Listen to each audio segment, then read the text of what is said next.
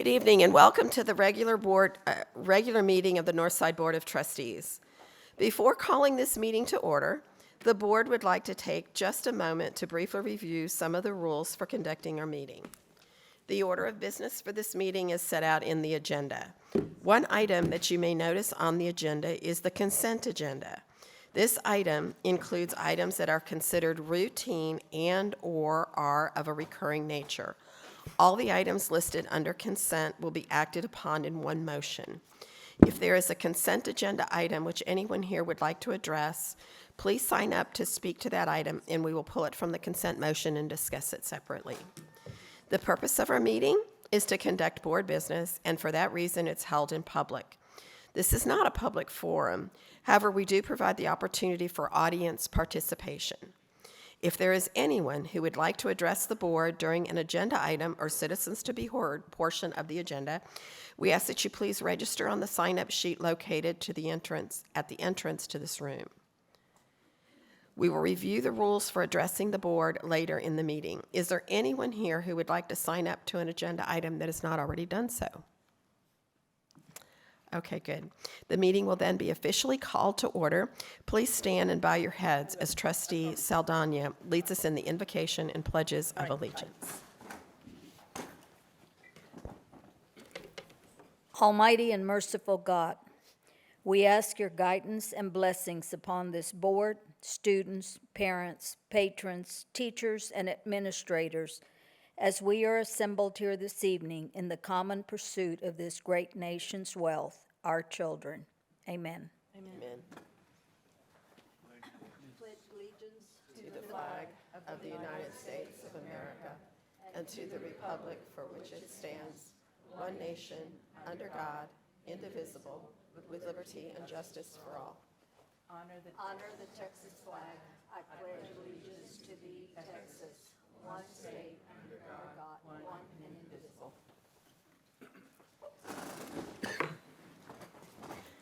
Thank you, Ms. Saldana.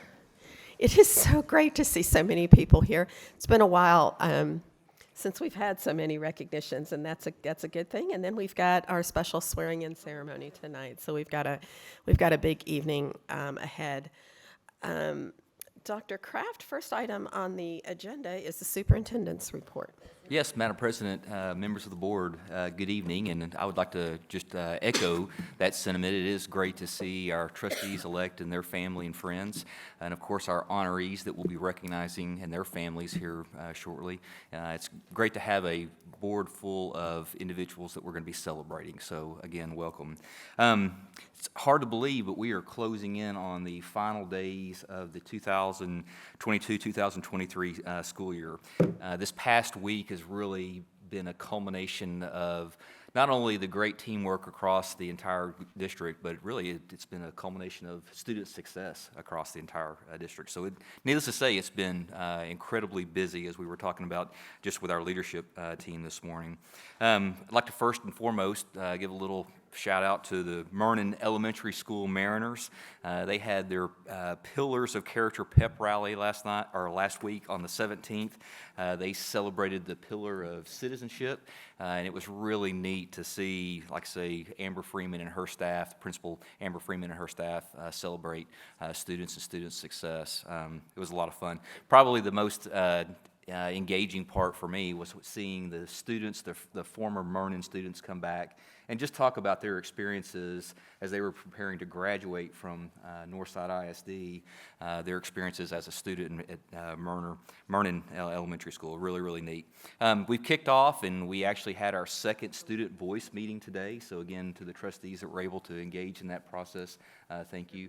It was really, really great to hear from our graduating seniors and just really their experiences as they matriculated through the Northside Independent School District and elementary and middle school and high school. It was neat to hear their perspectives, but also celebrate with them as they're preparing to enter the next chapter of their very successful lives. We kind of dug into dual credit, AP, pre-AP offerings, and what that looked like, and how we might be able to expand those opportunities going forward. And then, of course, the pressures associated with class rank and GPA, and really, it was just very, very engaging dialogue. And so we appreciate our, like I say, soon-to-be graduating seniors that we will be celebrating here in just a couple of weeks, and their participation. And like I said, we look forward to picking up these conversations next year as an important part to collect feedback from our students. Again, want to just applaud and appreciate everyone who supported Dr. Woods, his wife Meredith, and of course Aiden in the reception, and our reception yesterday evening. It was a lot of fun. We had the opportunity, in fact, we were right here at the Activity Center, and Chalon and I we're blessed to be a part of such a supportive community. I will share that the artwork that was on display that many of the students presented was phenomenal. But there was one piece that really stood out, and if you didn't see this, I'm gonna pass it to you here momentarily, from Steubing Elementary School, from Steubing Elementary School, and just real quickly, dear Dr. Kraft, I hope you have a fun time here. This school is really fun. There is some yellow equipment we've been trying to replace, BIN. The whole school is happy to meet you. Thank you for being such a new superintendent, INTENDNT. So this student and I are going to have an appointment. He doesn't know this yet, but I'm going to find out what this yellow equipment is, and Ray Glendo, it will be repaired or fixed. I'm going to assure you that. But really neat event. So again, thank you. I would like to also just very quickly thank Jason Villasenor Warehouse for setting up the tables for really all of the events. It's been a couple of weeks where we've celebrated Ms. Chumley, Mr. Medina, of course, Dr. Woods, and of course our celebration last night. So thank you to our warehouse staff, and of course Gabriela Reyna. She did a phenomenal job in food services and school nutrition and providing the refreshments, and we really appreciate their support. And of course, our very own Bill right here at the Activity Center, he makes this thing truly run each and every day, and I'm sure he's out taking care of either Marshall High School as they celebrate their law students tonight, or popping in here momentarily. So great events. Also had the opportunity to participate in the FFA banquet. That was a lot of fun. I think we recognized right at about 600 high school students in our FFA program through ASTA, and it was truly phenomenal just to see the number of scholarship recipients, but also to see the professionalism of the FFA officers as they conducted the entire meeting themselves. It was just a tremendous event.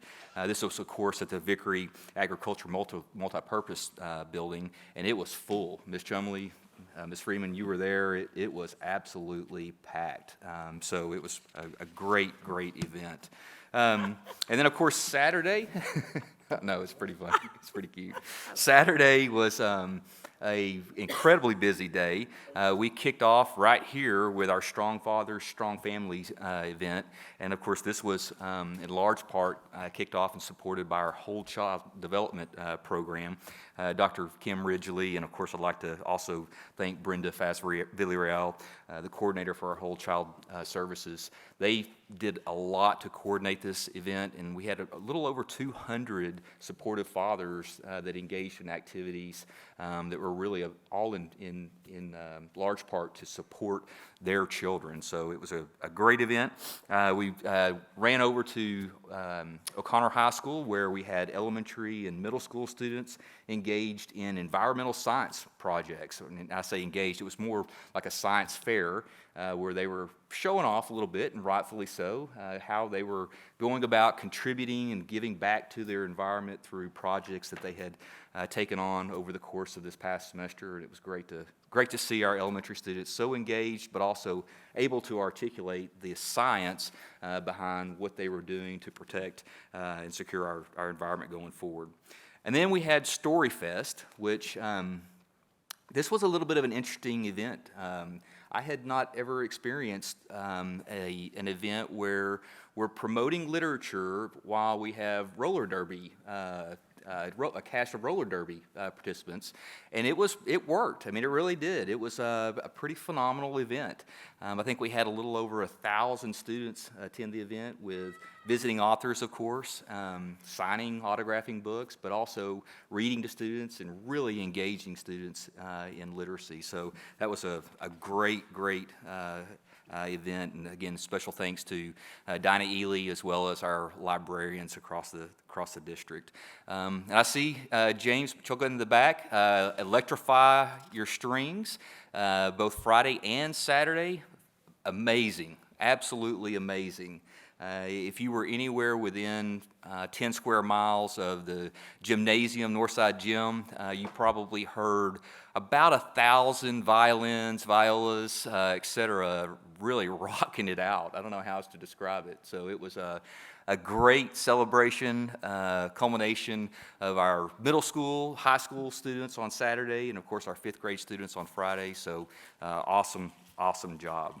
As far as what's happening with the legislation, this is also on the front burner. You probably have seen there's not a lot moving between the House and the Senate. And when I say moving, it's moving back and forth, but it's just not moving in a positive direction for public education right now. As of Monday morning, and I do want to emphasize Monday morning because it was 12:30 Monday morning, House Bill 100 was voted out of the Senate with committee substitutes. And what this entailed was a meager increase to the basic allotment, or school funding for public education students based on ADA, or average daily attendance, of $50 per pupil, but it was heavily laced with ESA and voucher language, which really resembled what had already been proposed in the form of Senate Bill 8, which of course did not get a hearing before the House Public Education Committee. So as of right now, just checking in with our governmental relations director, we are looking at, we're probably going to be going to a special session.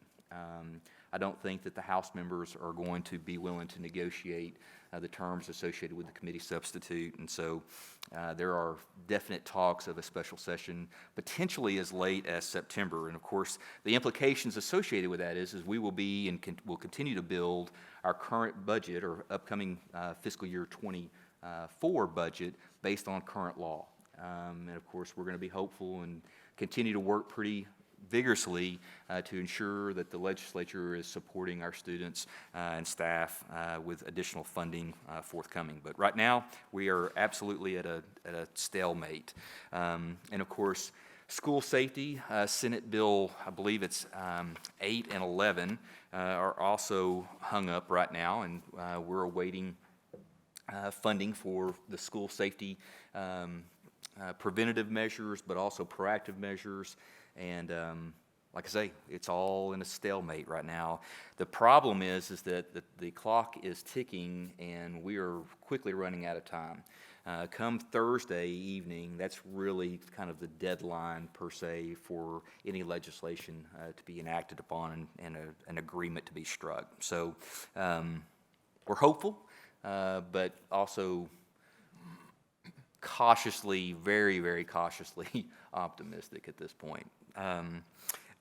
We had the opportunity today to gather with colleagues, other superintendents across Bexar County. We donated blood in the name of Uvalde, and so as we come upon the 1-year anniversary, we will, of course, remember Uvalde ISD and, of course, Robb Elementary School during this very, very difficult time, and supporting their community. And I want to, again, thank Dr. Kim Ridgely, our counselors, for continuing to provide support to the community as needed. And of course, we want to also provide a special gratitude, special thanks to all of our veterans, but also those who have served and have given the ultimate price. We will be celebrating Memorial Day, so students, you won't have school on Monday, but for good reason. It's an important important day to pause and remember those who ultimately paid the sacrifice that provides us the opportunity to enjoy the freedoms that we do today. And like I say, we are on the countdown, official countdown. I believe we're down to 6 days, and I'm kind of looking up front. They're going to probably nod. 6 days, yep, before we end the year for summer. And of course, we graduate approximately 9,000 seniors from Northside ISD. So I believe you have a graduation schedule, and we will begin the festivities on a week from Saturday, and it's a pretty exciting time. So with that being said, I'd like to close with, again, Mr. Medina, Ms. Chumley, thank you for your service to the Northside Independent School District. Tremendous, tremendous job. So many students and staff, and of course our community has benefited from your service, and we can't thank you enough. With that being said, that concludes my report.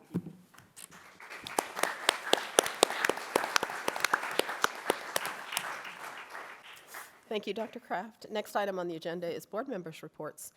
Board members, I do not have any lights in front of me, so if you'll just sort of raise your hand or... Did we not have video moment? I believe so. I apologize. Thank you very Thank you much, for the Dr. reminder. Harrell.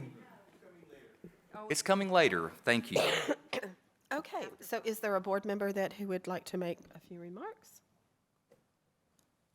I'll go ahead, and I was going to, but he's raising his hand, and so I think Mr. Medina. I only have eyes on one side, Yeah. so... Mr. Medina and then Ms. Chumley. How about Okay, got it. I'll do that. Thank you for, I wish I was at the end of the table so I could see everybody. Mr. Medina? Thank you very much, Madam President and Dr. Kraft. So I just wanted to kind of share, it is a transition this evening, but I wanted to thank, again, all the people in the room, everyone that went out to go vote, especially our newly registered voters that went out there and heard their voices heard. But also specifically regarding what's going on in the Capitol, I wanted to make sure that all those legislators, senators, and so forth, reps, are thanked from not only from the teacher's point of view, because our local legislation is really fighting for fully funding mandates. Senator Menendez spoke very well. I believe that was Sunday night, to definitely speak to help our schools be safe and protected from all needs. And I know Bernal and everyone else, Trey Martinez Fisher, Cortez, everyone's really doing a great job up there for Bexar County and all the local schools. So I wanted to make sure that there was a huge shout out. But ultimately, we're here for our staff and our students. And so I yield my time for recognitions. Thank you. Thank you. Thanks, Joseph. Thank you, Mr. Medina. Okay, I'm going to try to be short and sweet.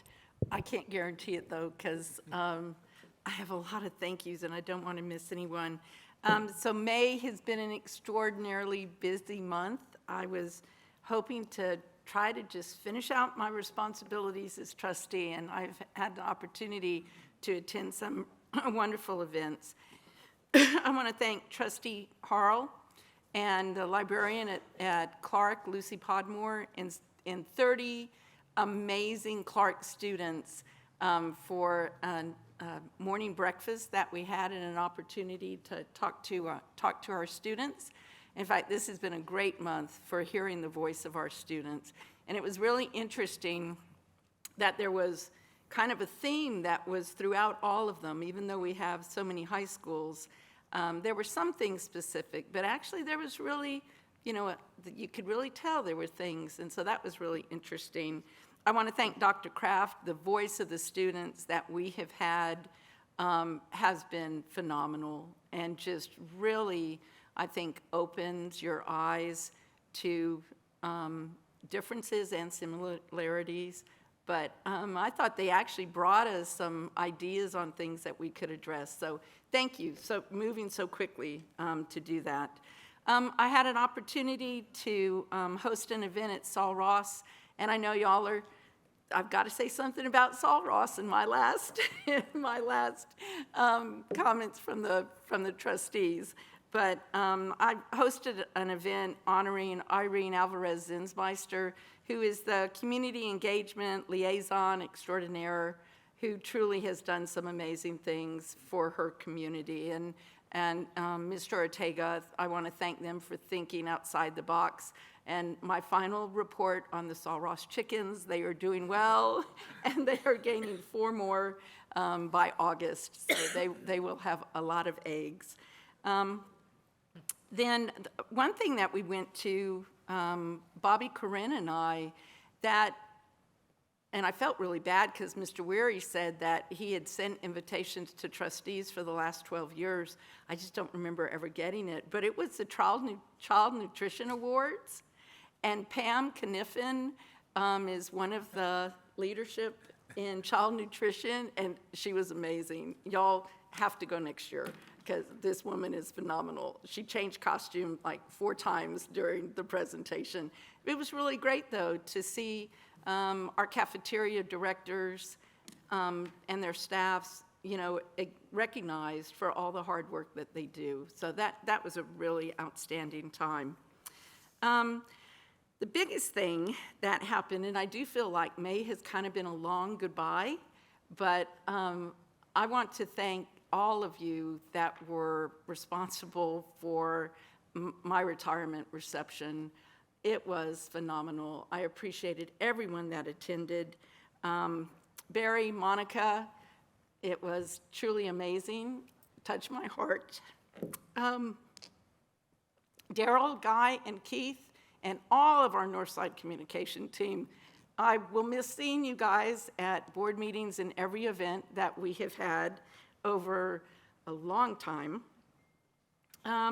James and Lisa, thank you for the fine arts. The artwork was phenomenal. I agree with Dr. Kraft.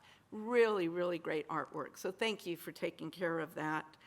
Northside Police, Northside Warehouse, Northside Catering, Diana Ely, Bill, and all of the NAC staff, thank you for the preparations and work you did. Brian Wood, Stan Lang, Dr. John Folks, and my husband for their kind remarks. And I just want to really do a shout out to Sul Ross Mariachis, Mr. Gachapin. They are such a phenomenal group of young men and women, and I put them up against any of our mariachi groups. They are just really phenomenal, and that was a lot of fun, and I appreciated the extra song that they did that night as well. Victoria Johnson for Marshall Cheer. That was really neat to see the Marshall cheerleaders, my alma mater, and Dr. Harles as well.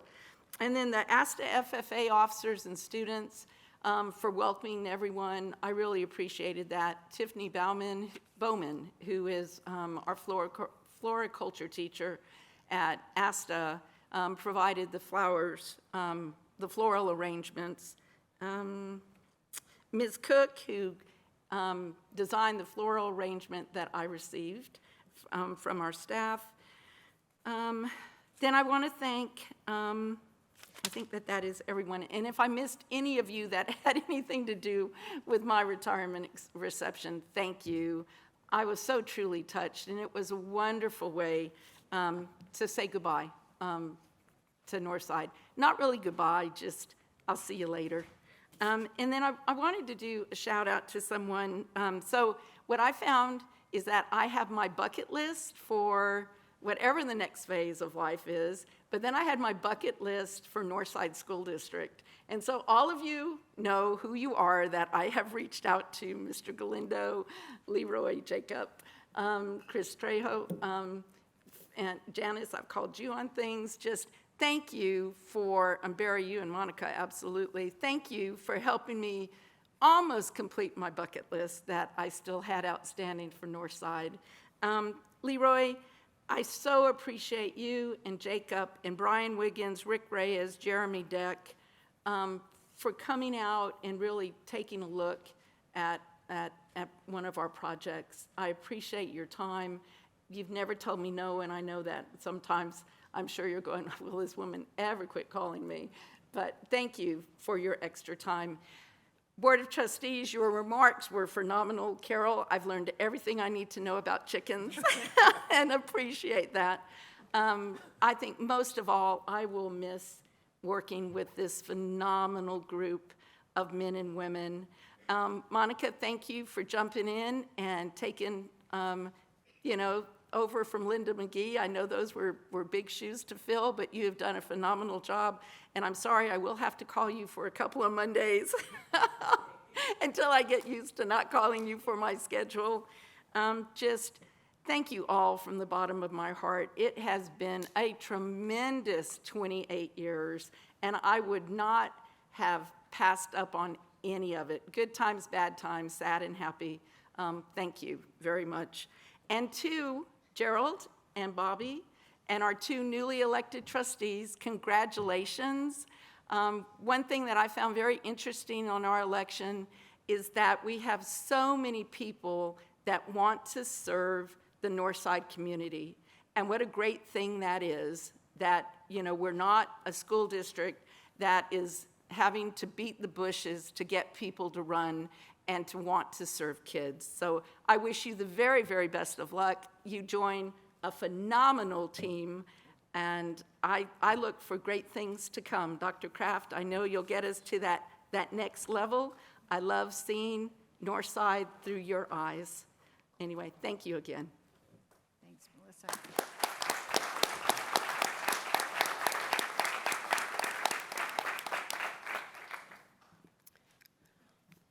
Thank you, Ms. Chumley. Thank you. Anyone else? Dr. Harrell? Bobby? Oh, you go ahead. Okay. I'm not All right, going after just checking. I do want to, most of us had an opportunity to be at the Communities and Schools Luncheon last week, which the title of it was Celebrating the Power to Connect, Heal, and Belong. And the keynote speaker was an O'Connor graduate, Simran Singh, and he had written a book called The Light We Give. And if you want to get a bucket filler book, it is phenomenal.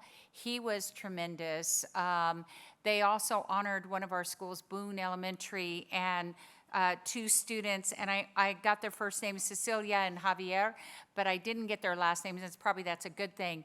But it was so wonderful to see our students there as well, who have been the recipients of all the great, wonderful wraparound services and support that Communities and Schools partner with us on for our children, and so that was a highlight. When you were mentioning Melissa Clark, when we went to talk to the seniors, is Jonah Espinoza here tonight? Jonah, wait, thank you for coming. I don't know if Dr. Kraft knows that about what ISM is. Independent Student Mentor, right?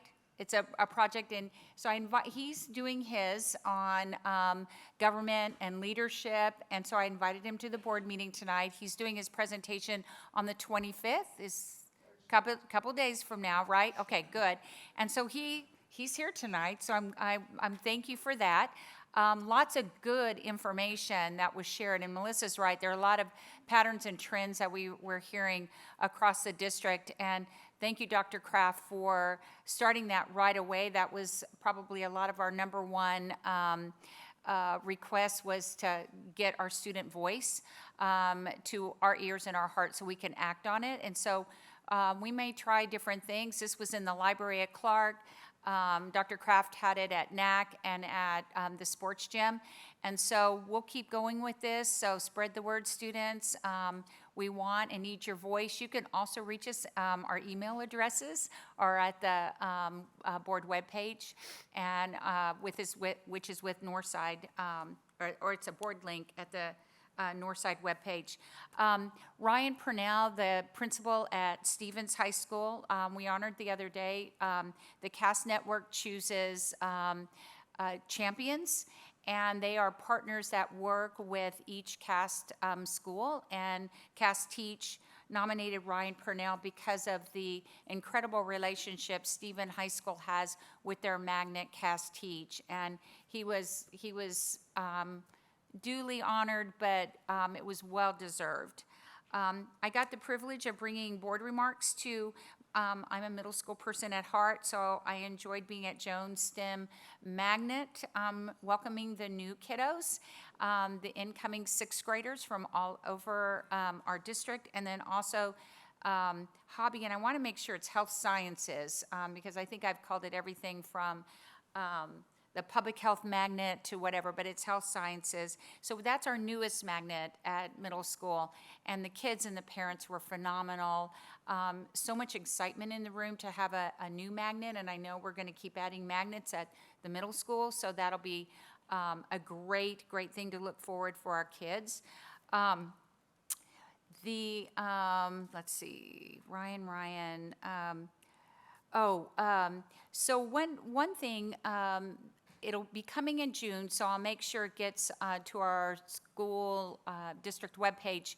But there's an organization in San Antonio that is so focused on student health and mental health, and it's integrated school supports. And I'm a member of that, but it includes counselors and professionals throughout the city. And there's going to be a conference in June, and it's going to be about tackling student mental health in our schools. And so just look out for that, because it'll be something that we want families to come to. We certainly want students to provide input, and that's something that we want to be on the lookout for. Other than that, I just want to, again, I don't know how many ways to say thank you to Melissa and to Joseph. I don't know how else to say thank you. You were part of our team that won the HEB Excellence in Education.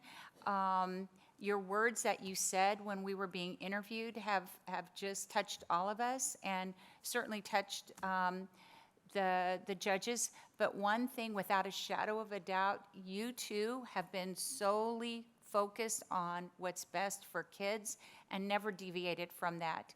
Never once did I ever feel that it wasn't what we were doing was best for kids. So thank you so much, and we have you on speed dial. We know where to find you, so we wish you the best. Thank you, Dr. Haar. Ms. Saldana? Like Melissa stated, we have been really, really busy in May. We've had so many receptions for our superintendent and for our trustees and for our incoming superintendent. So it has been fun, but it has been lots of receptions. We also attended, several of us attended the countdown to the end of the legislative session with the Alamo Community Colleges. And that was really, really informational for all of us. They had a speaker who went through all the bills that are being proposed right now and what could happen to us. And so we're just waiting to see what is going to happen. Communities in school, we've already talked about that. That was an awesome luncheon. We also went to the Destination College Breakfast at UTSA downtown, which was also really impressive in watching a lot of the first-year kids become college graduates, so that was interesting. Dr. Kraft, can't thank you enough for Student Voice. That has been one of my little projects, and I'm so glad that we were able to do it. I personally, because of my high school experience, absolutely loved being with those kids and having them talk to us, and they were so open and so honest about their feelings, and I think that we heard a lot of good things. I attended the Holmes Athletic Awards banquet, or awards night, and I was very pleased to see the class of '77 still fundraising, still doing their scholarships, and they gave $20,000 in scholarships to some students at Holmes High School. The Child Nutrition Awards, Melissa, you're right. It was so much fun to be there, and they were so grateful to see that board members actually took the time to be there and speak with them and sit with them and eat lunch with them. So that was a really neat thing to do. Congratulations to all our seniors, to the class sponsors, and particularly to the class sponsors who worked so hard to give you all a great prom and a great time as you end your senior year. Kelly Rosti, I have not seen her. I don't know if she's here. Yeah, she's in Austin probably. She has just been way beyond what I would have expected. Kelly has kept us informed. Every time anything is happening, Kelly is there to listen and to send notes back to us. So I really, really thank her. The HEB Awards, so much fun that weekend, and we were so happy to have been selected as the honor board for Texas. And so I thank HEB for that. And then Joseph and Melissa, thank you, thank you, thank you.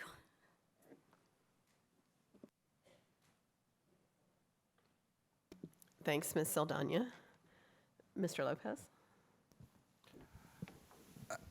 It's basically a ditto on everything.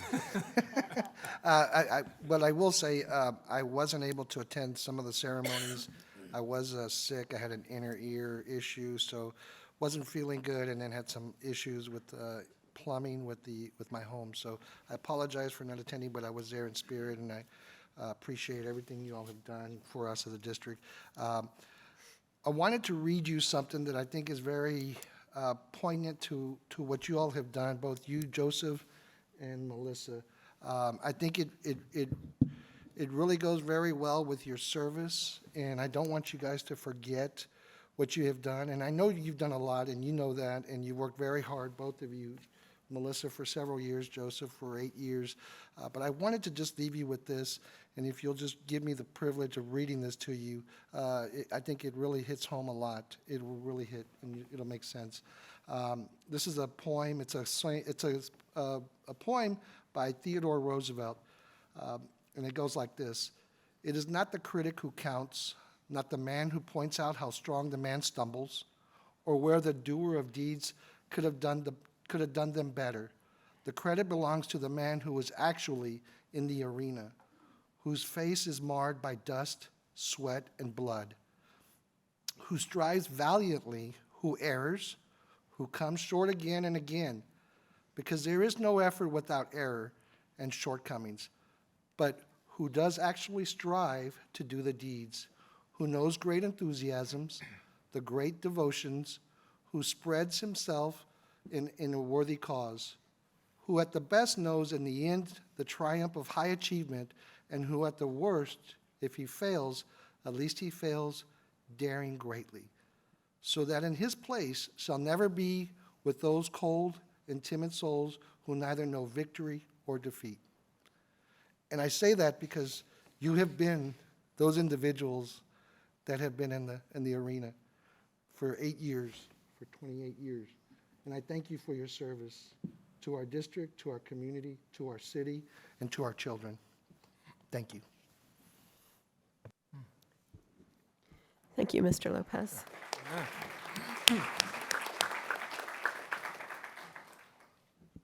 Oh, now I wish I would have went first. Well said. No, just a couple other things to mention. One of the programs I've been part of over at Brennan, you may know the efforts that our district put forth with some of the safety and security concerns. I know we have at all our schools, but in particular we decided to take a little further action for Brennan High School.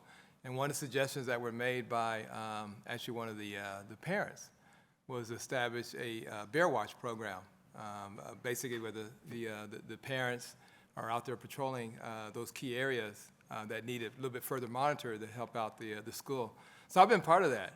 It's been walking 2 or 3 hours around the school. It's interesting to walk around the school. I'll just leave it at that. You learn a lot. But in addition to safety and security, but it's been really great. The whole program's really been really great. I can tell you that the safety and security, the number of police officers now out there and the others that are helping out, I think the district took the appropriate action. And I know we may look at other high schools too, but really pleased by what's occurring there. The other one I was going to bring up, I know we've given some thanks. I want to thank the folks who take care of all the fields for Northside. I'd say about 15 or 20 years, this board has set sort of a goal of having more community usage of all of our fields, elementary, high school, middle school, and believe me, we are there in terms of the amount of usage of those fields. But I think y'all know I'm on the field literally 7 days a week. And matter of fact, I just remember my players. I forgot to tell them we'll have practice tonight, but they'll be okay on their own. But nevertheless, on that particular part of it, no matter where I'm at, the north side fields, when I'm there, they just take care of them, especially our fields over here. Elementary schools, they're starting to struggle a little bit, but they're figuring out ways to help out the community in that particular regard because they're getting a lot of usage. So I really want to thank all those that take care of our fields and for the principals and others that have in our athletic office that allow for that community usage because it's extremely well done. For our board, our Texas Association of School Boards, Summer Leadership Institute programs are coming up. I've actually got 3 presentations on on the 16th of June. One that has to do with student voices, where we're working with another district. Another is talking about key partners that you can build, such as with the police force and some other, and sororities, fraternities, and some other unique ideals, and then one on Go Public also. So hope to see y'all there, and I'll get y'all more information about that activity. Last one I want to bring up, I do want to thank those that re-elected me. It really is an honor to be able to have the opportunity to serve on the board, as you could tell here from the prior comments. But more than anything else, what I really appreciate when you go through, so this is a struggle to be running when you go through that particular process, but boy, the people that really believe in Northside, it was really fascinating this time. It's always been that way for years, but those that said that Northside is really the district that's really setting the trend for our nation.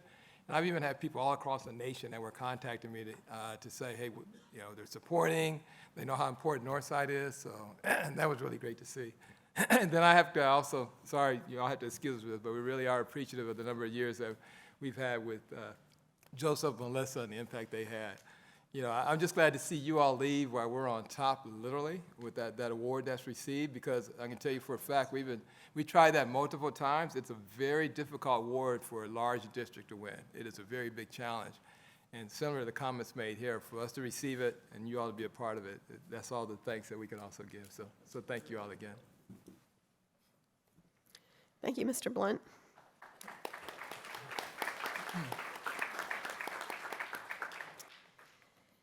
So I've been on the board a while, and I've seen board members come and go, and this is a great time for this board. To our new board members, you will find this out as a group of us, 7 together with the superintendent, a team of 8. We talk about the team of 8. We talk about how we work collaboratively together. But it's like it's an extended family that we are. We get to know each other very well. We get to know each other's expressions. We know when we may have pushed one person or one of us to one level, and we know a lot of things about each other. And so I look at this time as though we've got 2 members of our family who are, I guess, it's kind of like moving out of the household on their own. And that's the way I kind of look at it. They're moving on, and thank you so much for your service to Northside, for the kids. And it is all about the kids. I'm not going to go off on a tangent, but I remember one time I was testifying before the House Pub Ed Committee, and I was talking about, I think it had to do to charter schools. And this one person that was sitting on the bench said, that's what you all say. I said something about for the kids. You all say it's all about the kids. And it was sarcastic. And I wasn't smart enough to come back with something sarcastic back. I wish I had thought about it at the time. But that's why we do what we do. It's not for our health. It's not for our own self. We work together, and we work for the kids, and that's its reward. And so thank you as you fly the coop, sticking with the chicken thing. Please don't forget to come back home. Melissa, you talked about how many people you'll miss. All you have to do is come back to a board meeting. You're welcome. I know that you will stay involved. I know that your heart is still in Northside. Neither one of you are moving anywhere. So please don't be a stranger. And I look forward to welcoming our two new board members. We truly look forward to getting to meet you to work with you, to know more about you, and now becoming part of our family, and part of the greater Northside family that we have. So with that, I think that's all for our board members' report. Dr. Kraft, we've got a whole host of recognitions that we need to get We started do. with. In large part, this is why we're here this evening, Madam President. So with, Well, go let's- ahead, we'll get ready to get started. Okay, do you want us out front? Tell me Please, yes. what we need to do. Yeah, Okay. yeah, and we'll get started. Okay.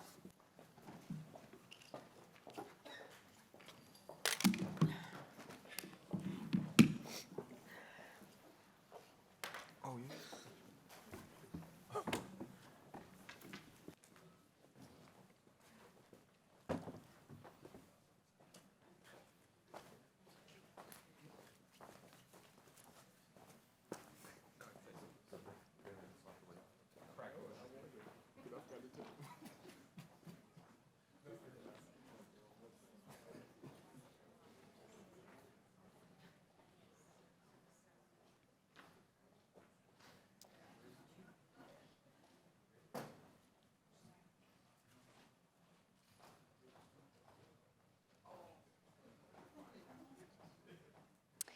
Good evening. It is always such an honor to recognize outstanding students, and we have some very gifted musicians with us tonight. The Taft High School Jazz Ensemble has been selected as the winners of the TMEA Invited Jazz Ensemble Contest. In July, they received notification that they had been selected as the winner. This award is a first for both Taft High School and for Northside ISD. Prior to this accomplishment, the Taft Jazz Band had been selected as grand champion of a host of local jazz festivals, with several students consistently receiving jazz performance awards. This award signifies the Taft High School Jazz Band as the finest jazz program in Texas.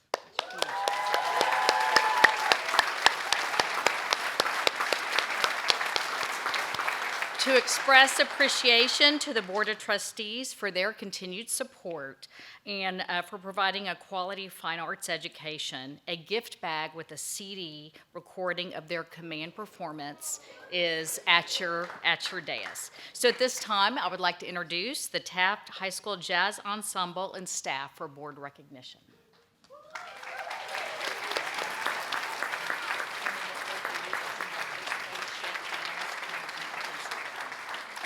Gasper Apolinar, Taft High School. Justin Bike, Taft High School, alto sax, clarinet, and flute. Ethan Chapa, trumpet. Ivan Flores, Barry sax. Manny Flores, guitar and banjo. Ellie Frere, drums and percussion. Jalen Gomez, trombone. Noah Herrera, bass guitar. Gabe Jimenez, lead trumpet. Isaac Laney, piano. He's not here. This one's not. Okay. Thank you, sweetie. Christian Morales, trumpet. Fox Morris, bass guitar. John Nuno, tenor sax and clarinet. Manuel Reyes, trombone. Yeslian Rodriguez, lead trombone. Dylan Rubio, trombone. Addison Sanders, Barry sax and bass clarinet. Seth Sandoval, soprano sax, alto sax. Zach Tomez, trumpet. Jose Villarreal, trumpet. Yeah. Liam Washington, bass trombone. Charles West, drums and percussion. Greg Mills, director. And if you're here to celebrate these folks, please stand up so we also can recognize you. Family.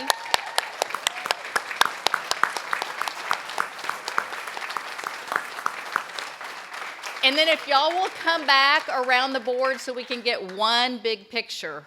If y'all come back this way and squeeze. Probably have to do a couple rows.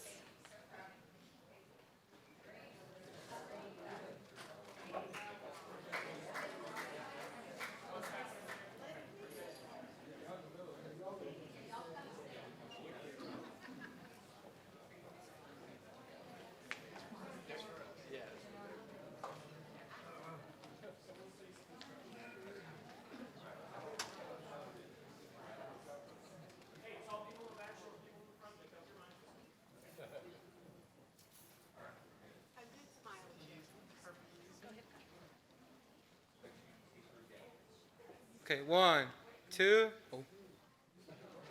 1, 2, 3. 1, 2, 3.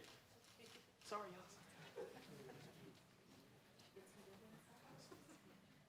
Go, Manny.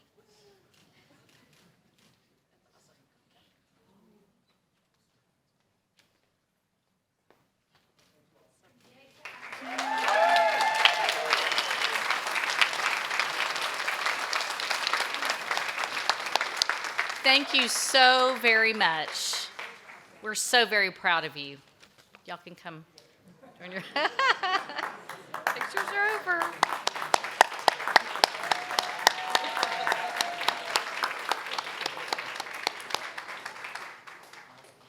Next, we get to recognize our state color guard champions. This past spring, the color guard units from each of our high schools participated in the Texas Educational Color Guard Association state contest. These students must be skilled in flag twirling and uses of other props, as well as in dance and body movement. 3 years ago, our board, once again supporting the arts, approved funding to provide full-time dance guard instructors for each of our high school programs. During the off-season from football, these units prepared dramatic shows performed on gymnasium floors. This year, we're proud to share that Northside ISD won 4 of the state championship classifications awards in the Texas Educational Color Guard Association.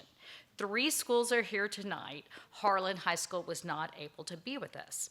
So first, we want to honor Sotomayor. So as I call your name, if you'll please come forward and come shake the board and superintendent's hand. So the winner of the TECA Scholastic Blues State Champion from Sotomayor High School is Guard Captain Sophie Wolf. Next is dance guard Jeremy Contreras. And head band director Joseph Espinoza.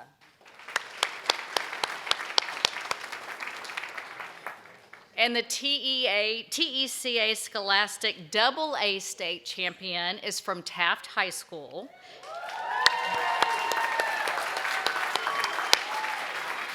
So we have our guard captain, Anna Waftal.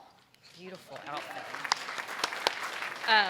We have our guard captain, let's see, dance guard instructor, Jacob Barrientos. Very nice, and you're up again, awesome. Greg Mills, head band director.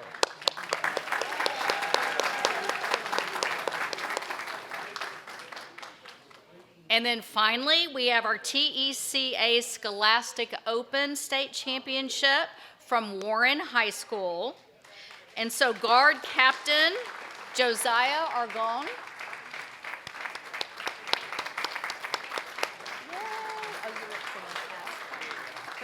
Okay, and here, Jeremy Contreras, dance guard instructor, and Alma Perez, band director.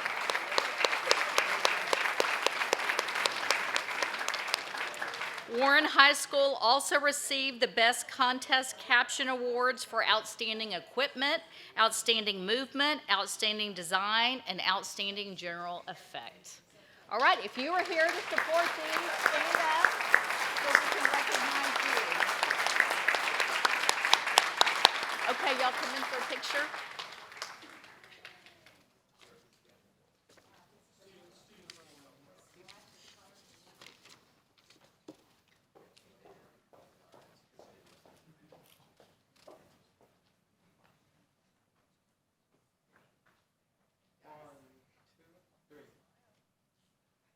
One, two, three.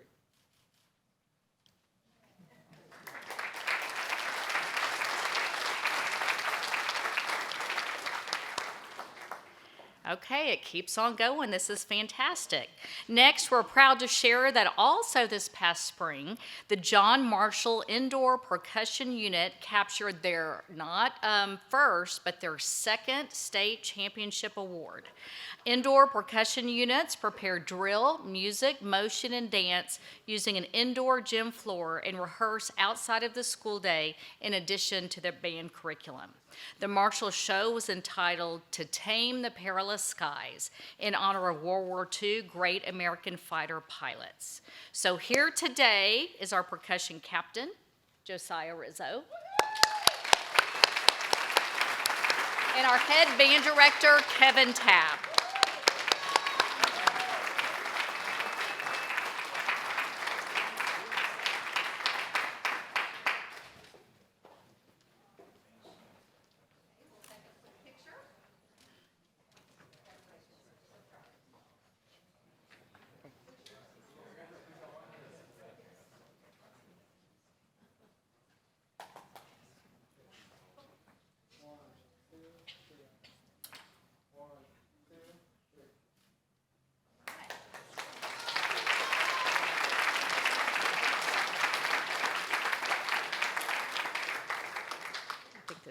Next, we're proud to introduce to you the O'Connor High School theater students that brought home the second place UIL award for Class 5A, 6A in the state UIL theatrical design. The students were given a play entitled Frankenstein, and they had to read, study, and collaborate while being supervised by their campus director to ensure and confirm that all state rules and guidelines were followed. Each student on the team was responsible for specific components within the thematic product. So come forward, please, the O'Connor State Theatrical Second Place Championship team. So first is Ryan Eskridge, set design. Jamie Jordan, costuming. Viviana Velasquez, marketing. There you go, sweetheart. Vanity Cruz, that's right, hair and makeup. And technical theater director, Guillermo de Leon.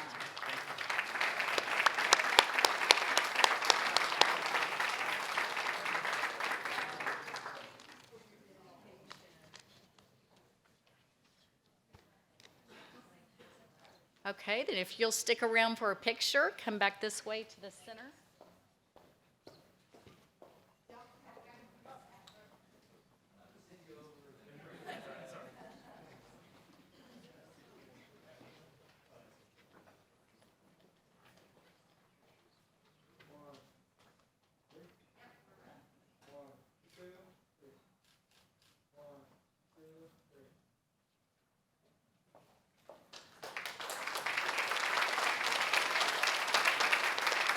The fine arts continue to be a shining star in Northside. At this time, I'll pass it to Dr. Kraft.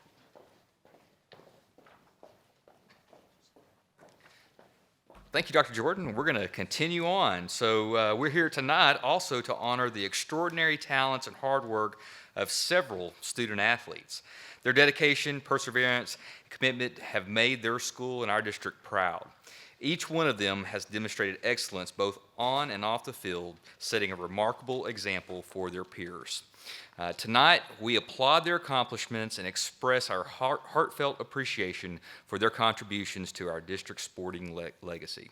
So first up, we would like to celebrate the success of Lathan Skroberchek, the 2023 UIL 6A Boys Tennis Single State Champion.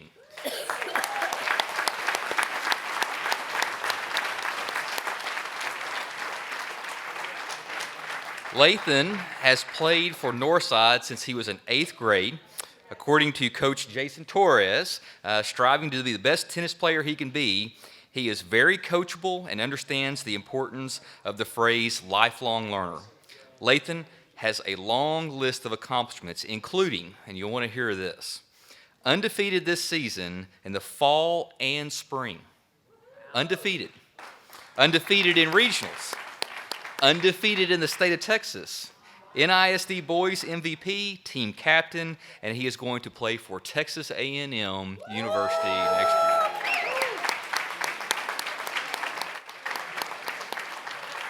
Coach Torres, Lathan, congratulations. We couldn't be prouder. That is a phenomenal, phenomenal feat. Again, congratulations.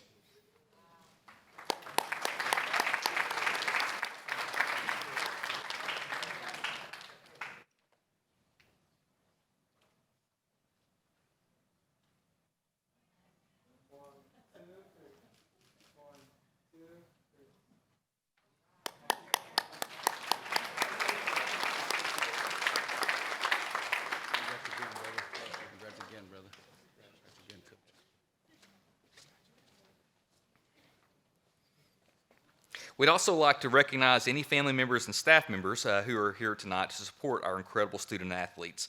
We will continue with the recognitions. At this time, we'd like to recognize Rafael Clendiden, who is a senior student athlete at Brandeis High School. He is a multiple varsity letterman for the Brandeis Broncos in football and track and field. Academically, he ranks among the top 10% of his graduating class, including taking several AP honor courses.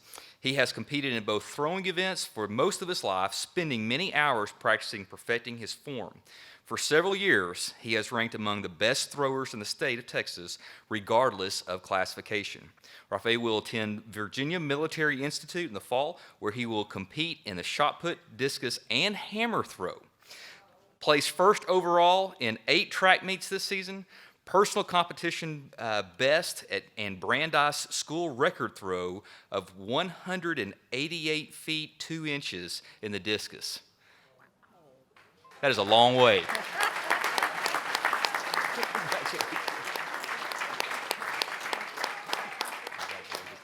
The list goes on. District 28 6A shot put champion. District 28 6A discus champion in 2022 and 2023. District 28 6A all-time meet record throw of 180 feet 8 inches. Area 2728 6A discus champion in 2022 and 2023. Region 4 6A discus champion in 2022-2023. Two-time state qualifier in the discus 22-23. And our 2023 UIL 6A state discus champion with a throw of 184 feet 3 inches. Amazing.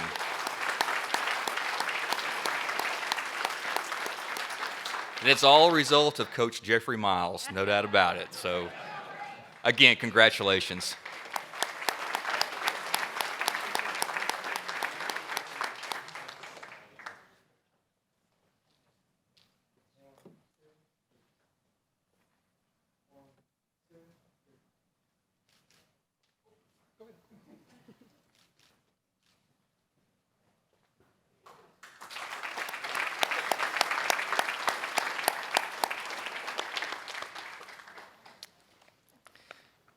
Next, we'd like to recognize senior Alicia Mears, who has competed in the wheelchair track and field events since she was a 7th grader at Peace through her high school years at Stevens.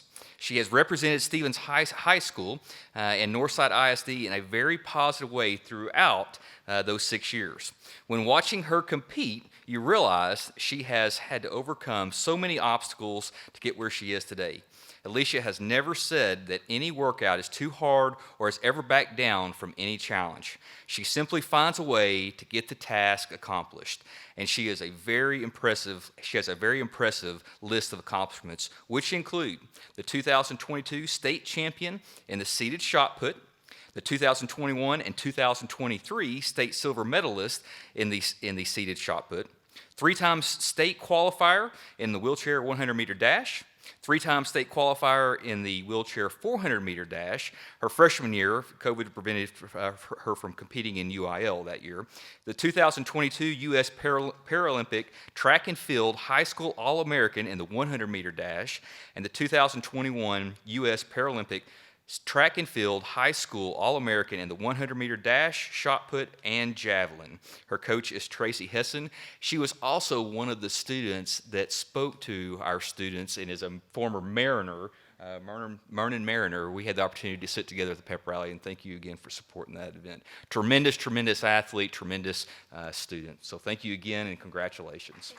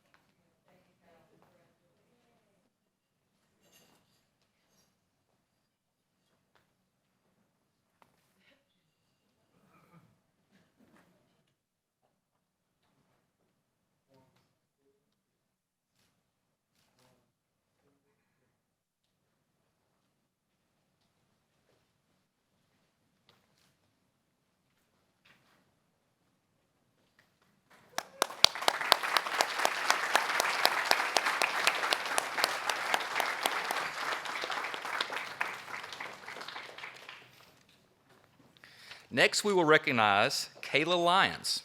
Kayla has been running for a Northside school since she was in 7th grade. Kayla has always challenged herself academically as well as athletically. Her drive to succeed, her values, and her ability to accept responsibility can be attributed to her strong family support. Kayla is willing to put forth the extra effort and is not afraid to go beyond the norm of expectations. Her determination, character, and abilities will ensure her a very successful future. Here are just a few of her accomplishments this season.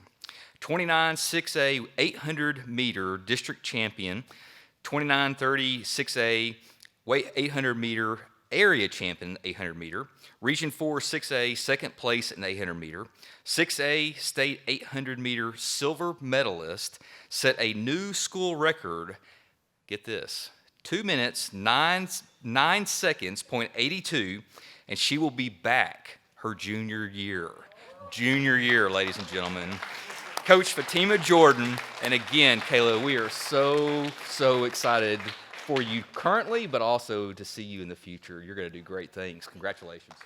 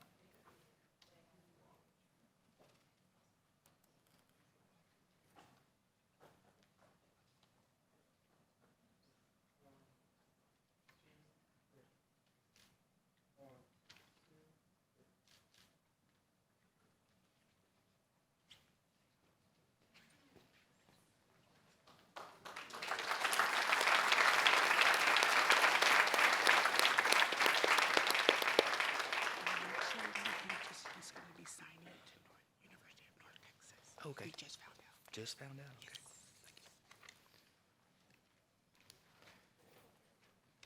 And I also failed to mention, Kayla, anyone who has ever run the 800-meter knows it is the hardest race in track and field. So again, congratulations.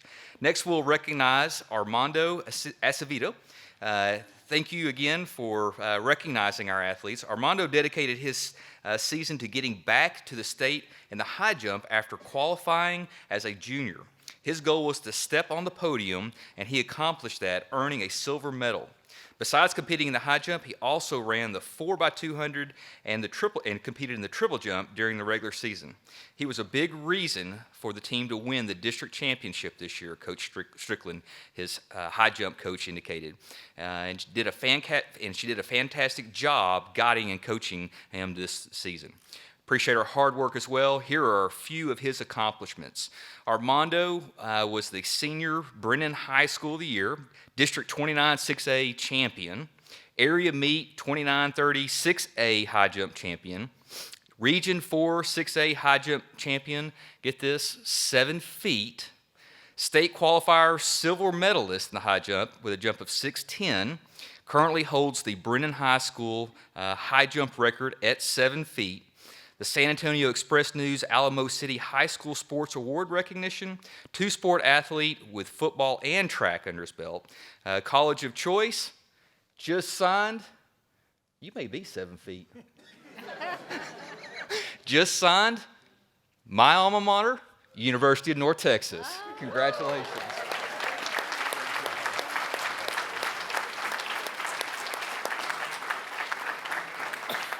We appreciate Coach Gus Ortiz as well.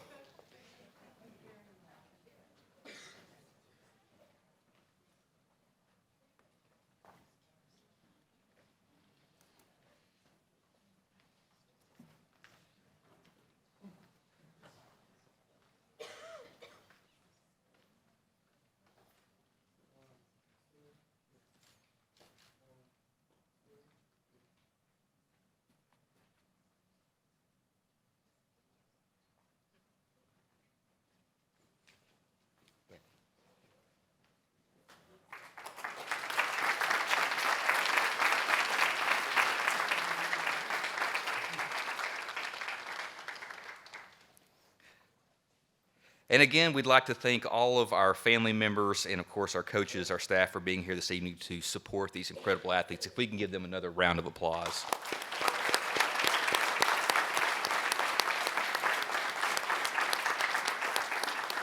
And of course, we have one more recognition. As many here know, and as was articulated tonight, the Northside ISD Board of Trustees was recently selected as the state winner and named the outstanding board in Texas for the HEB Excellence in Education Awards program. However, you may not know that there is a very, very rigorous process in order to receive this award. First, there is a very lengthy and detailed application process that is submitted to HEB and a panel of educational professionals who review all of the applications from across the state of Texas. From there, 5 state finalists are announced. In February, we hosted a visit from a panel of judges who interview the trustees and the Superintendent 1.0, and a panel of students and teachers and community members.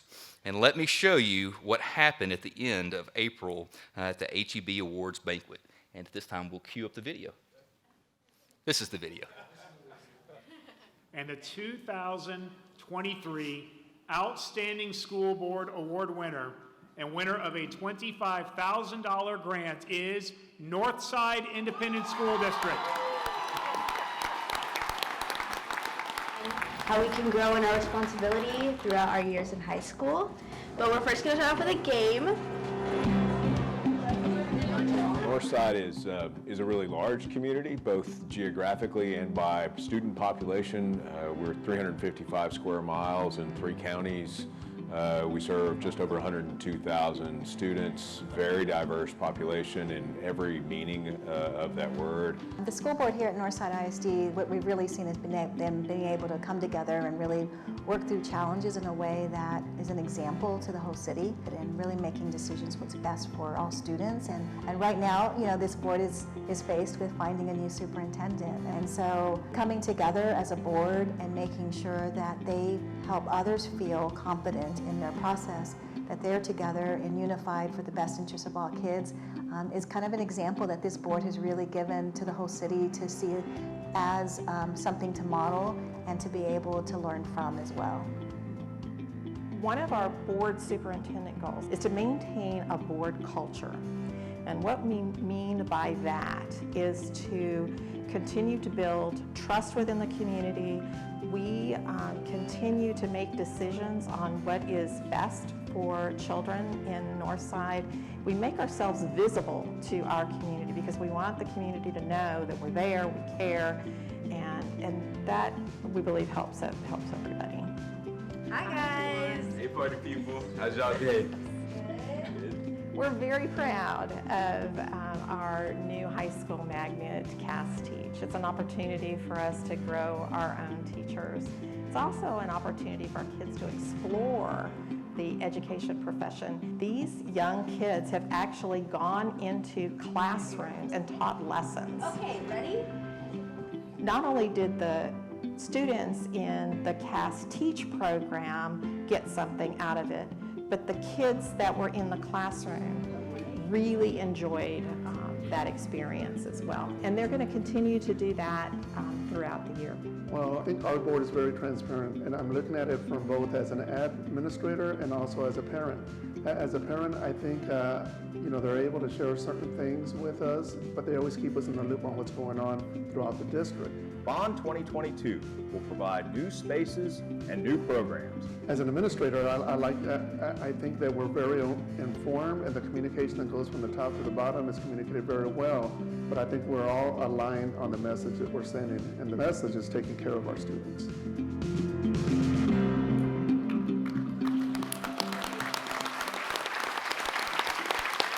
All right, Board President Freeman, please share a few words. Wow. We are so incredibly grateful, honored, and humbled, as there are so many excellent school boards, not only here with us tonight, but across the state of Texas.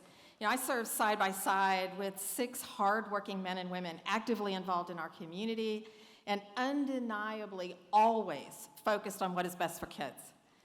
We have a big shout out to our superintendent for the last 11 years, Dr. Brian Woods, who's retiring. And to our new superintendent, Dr. John Kraft, who's been with us for now 27 days, and we look forward to now working with him. You know, the work that we do as a board and superintendent team is truly a labor of love and key to student success. It is all about the team, a focus on students and building a culture of excellence. And in the big thank yous, right? Thank you to our spouses, some of whom are here today. For without your support, we would not be able to do what we do. Thank you to HEB for your support of education and for recognizing the hard work of educators and school boards throughout Texas. And thank you to our so many trustee friends across Texas and all educators for their hard work in promoting excellence in education. You know, this volunteer gig as a trustee can be difficult at times. However, all of us who are kid-centered need to keep on keeping on for the kids' sake. They depend upon us, and we must speak up for them. We are proud, all of us here today, to represent our Northside family, and we could not do this important work without their support. Again, from the Northside Board of Trustees, thank you to HEB so much for all that you do in support of education. Thank you.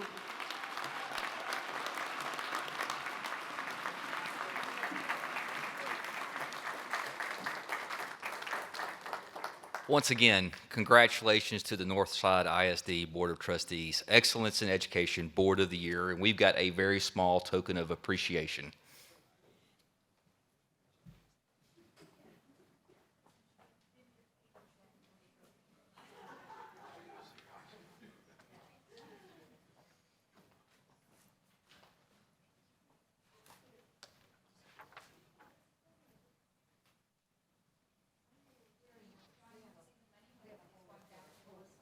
Absolutely, and as a result of this accomplishment, the board actually earned the district $25,000 that is going to go right back to the Education Foundation in the form of scholarships and great testament to the accomplishments as a board. And again, round of applause, Northside ISD Board of Trustees, Board of the Year.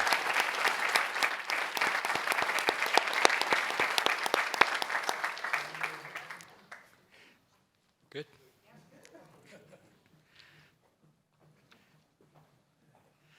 So at this time, I'd like to go ahead and turn the podium over and the microphone over to Judge Sid Harrell for the administration of the oath of office for our new and re-elected trustees. Judge Harrell. Good here? Okay.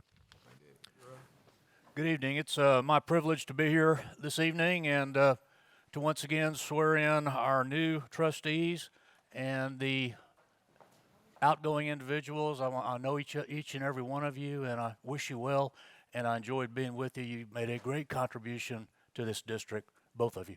Thank you very much. So I think you have the,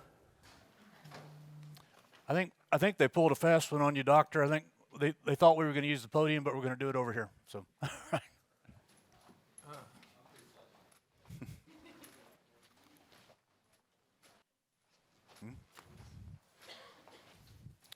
Okay.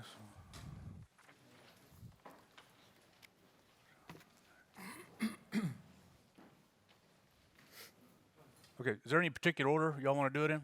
So I just have the oath. Okay. Dr. Carla Duran.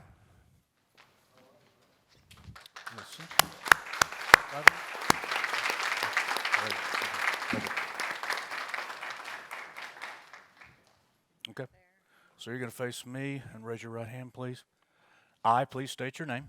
I, Carla Duran, Do solemnly swear or affirm do solemnly swear or affirm that I will faithfully execute that I will faithfully execute the duties of the office the duties of the office of trustee, of trustee, Northside Independent School District, Northside Independent School District, and the state of Texas, and the state of Texas, and will to the best of my ability and will, to the best of my ability, preserve, preserve, protect, protect, and defend and defend the Constitution the Constitution and the laws of the United States and the laws of the United States and the great state of Texas. and the great state of Texas. So help me God. So help me God. Congratulations.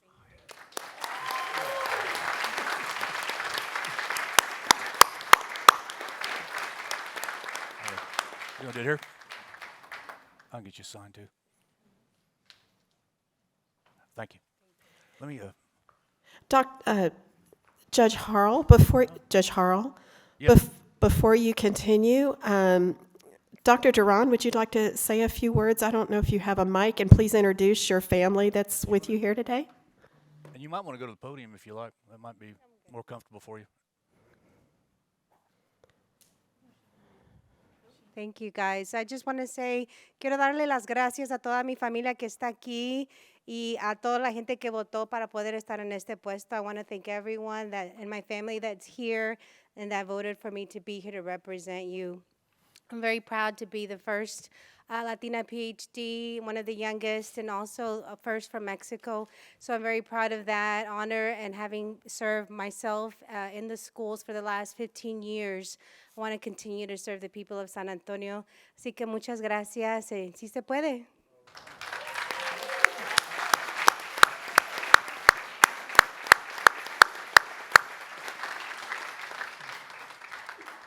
Go ahead and fill in your name up here if you would. Because nobody can read my writing. Family part. Introduce the family.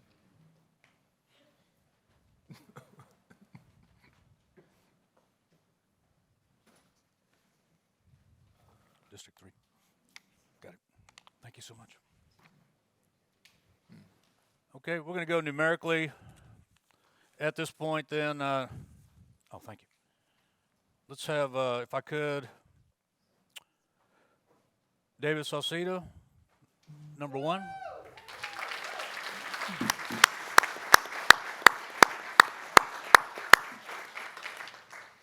right. Let's see. Okay, if you please raise your right hand for me. I, please state your name. Do solemnly swear or affirm that I will faithfully execute the duties of the office Northside Independent School District Board of Trustees, District 1, and of the state of Texas, and will to the best of my ability preserve, protect, and defend the Constitution and the laws of the United States and of this state. So help me God. Congratulations.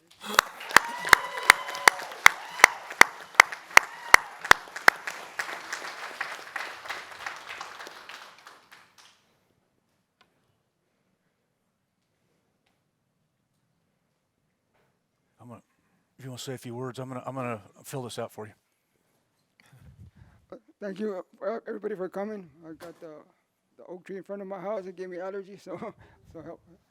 I want to thank my family for coming out and supporting me. The last 4 months, we've been block walking and trying to get it done.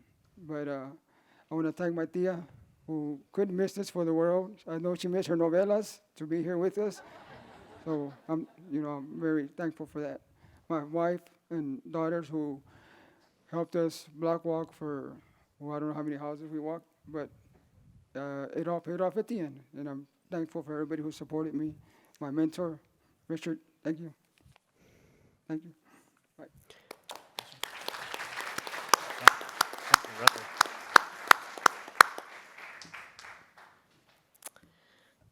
Okay. Congratulations. At this time, we're going to take a 10-minute break. Oh, I'm so sorry. I apologize. Yeah, we've got 2 more. If there was something we didn't know. Okay, could I have again, going numerically, Gerald, Mr. Lopez, would you come up? Okay, all right.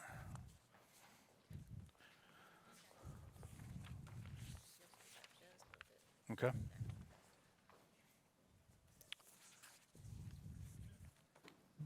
Good. Congrats. Would you raise your right hand for me? I, please state your name.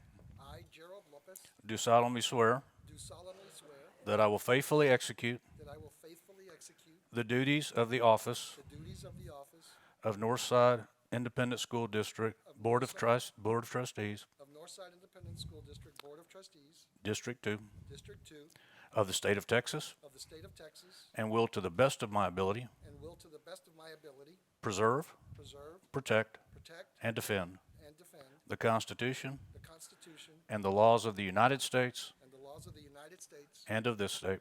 and of this state. So help me God. So help me God. Congrats. Let's get a picture real quick.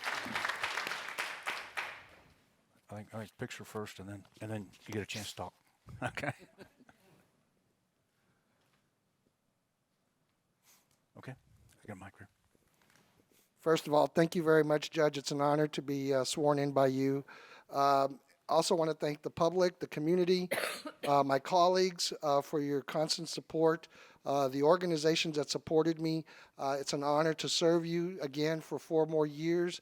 I promise you I will do my best to serve honorably and faithfully to the best of my abilities. Thank you. And to my family as well, my daughter who's here, and my wife somewhere here around here. My sons weren't able to make it, but thank you so much for your support, my sister-in-laws. Thank you so much.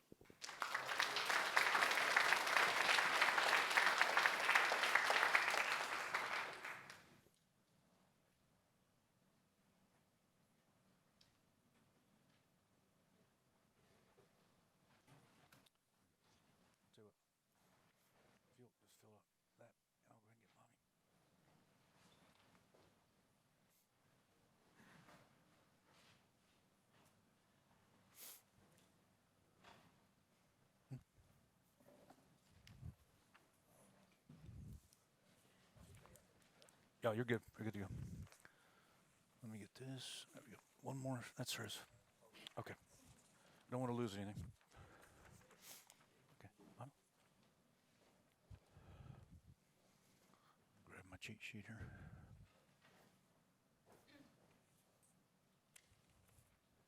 What's that? Okay, she's gonna place us. I found out she's gonna tell us what to do. Okay. All right. Please raise your right hand. I, please state your name. I, Bobby Blunt, Do solemnly swear do solemnly swear that I. No, this is not the one we want. Sorry. No, that's the another oath that is not that you just signed. This I'll use this one. We'll find the right one and I'll sign it. Okay, please raise your right hand. I, please state your name. I, Bobby Blunt, Do solemnly swear do solemnly swear that I will faithfully execute that I will faithfully execute the duties of the office the duties of the office of Northside Independent School District Trustee of Northside Independent School District Trustee of the State of Texas, of the State of Texas, and will to the best of my ability and will to the best of my ability preserve, protect, protect, and defend and defend the Constitution the Constitution and the laws of the United States and the laws of the United States and of this state. and of this state. So help me God. So help me God. Congratulations. How many is this? I'm gonna bring it up to you in a minute because we need a blank. We don't have the right one. So I think I've got one myself. All right.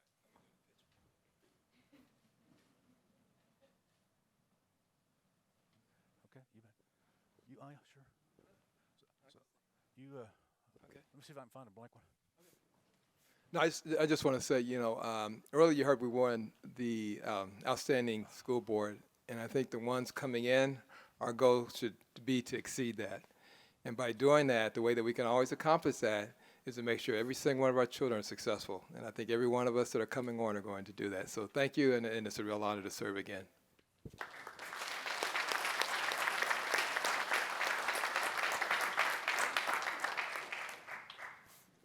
Okay. I'll fill this out. Just go ahead and sign it for me here. Judge Harrell, thank you so much for taking the time and being with us and swearing all of our trustees in. I think that concludes our trustees swearing in. As I count 1, 2, 3, and 4, I think we've finished that. At this time, we're going to take a 10-minute break for a reception in honor of our newly and re-elected trustees to allow for some switching of the places on the dais. There is some food and refreshments toward the back. Please feel free to get up and help yourself. And to our new board members, welcome, and we'll find you a place up here on the dais.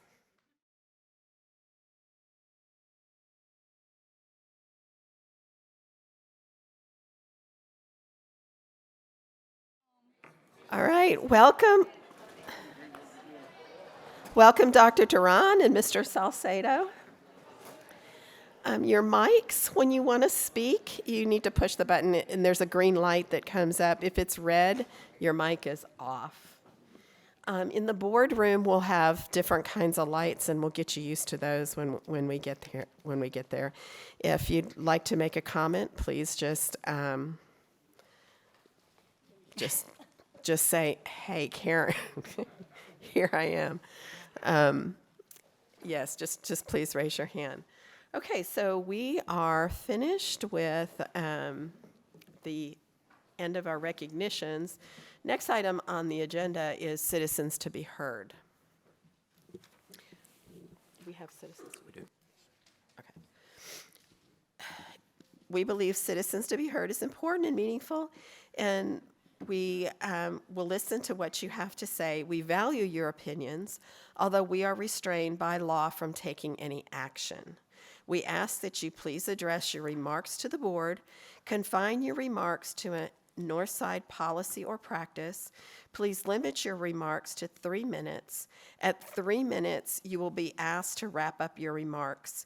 We ask that you please do not make any personal attacks on individuals. And to our new board members, I don't know that we've gone over this with you, but by law, a non-agenda item, we are not able to dialogue with the people that come and speak with us. Okay, Dr. Kraft, first person. Yes, the first individual we have signed up is Ms. Wanda Longoria. Oh. And Ms. Longoria, I'm sorry to interrupt. As you know, and I don't know who else we have speaking, at the end of 2 minutes, Ms. Saldana will raise up the yellow card signifying that you have 1 minute left. And then at the end of that 1 minute, at the end of 3 minutes, we ask that you wrap up your remarks and your time is over. So thank you, Ms. Saldana, for reminding me of that. Ms. Longoria. Thank you. Esteemed board members and Dr. Kraft, I'm Wanda Longoria, president of Northside AFT, the union representing teachers and support classified school employees in NISD. And tonight, Northside AFT, as an organization, would like to welcome Dr. Kraft because we had not had that opportunity to do so.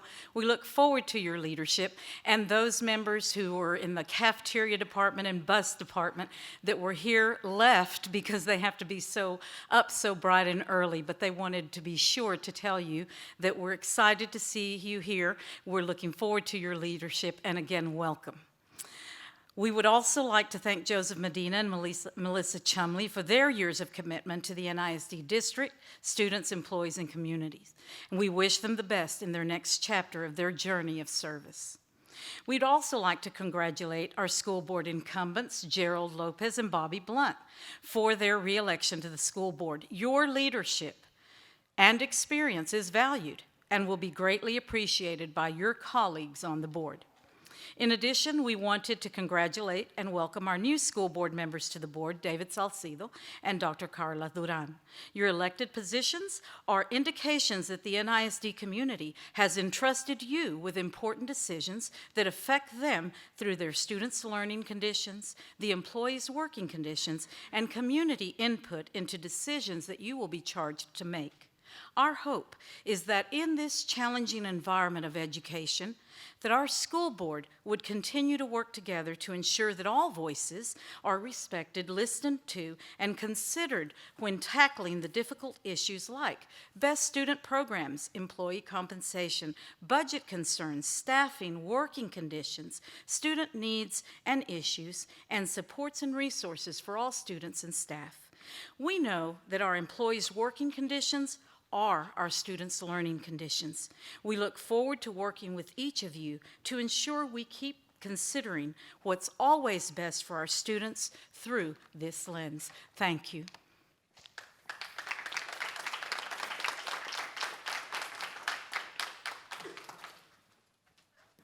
Michael Song is signed up next.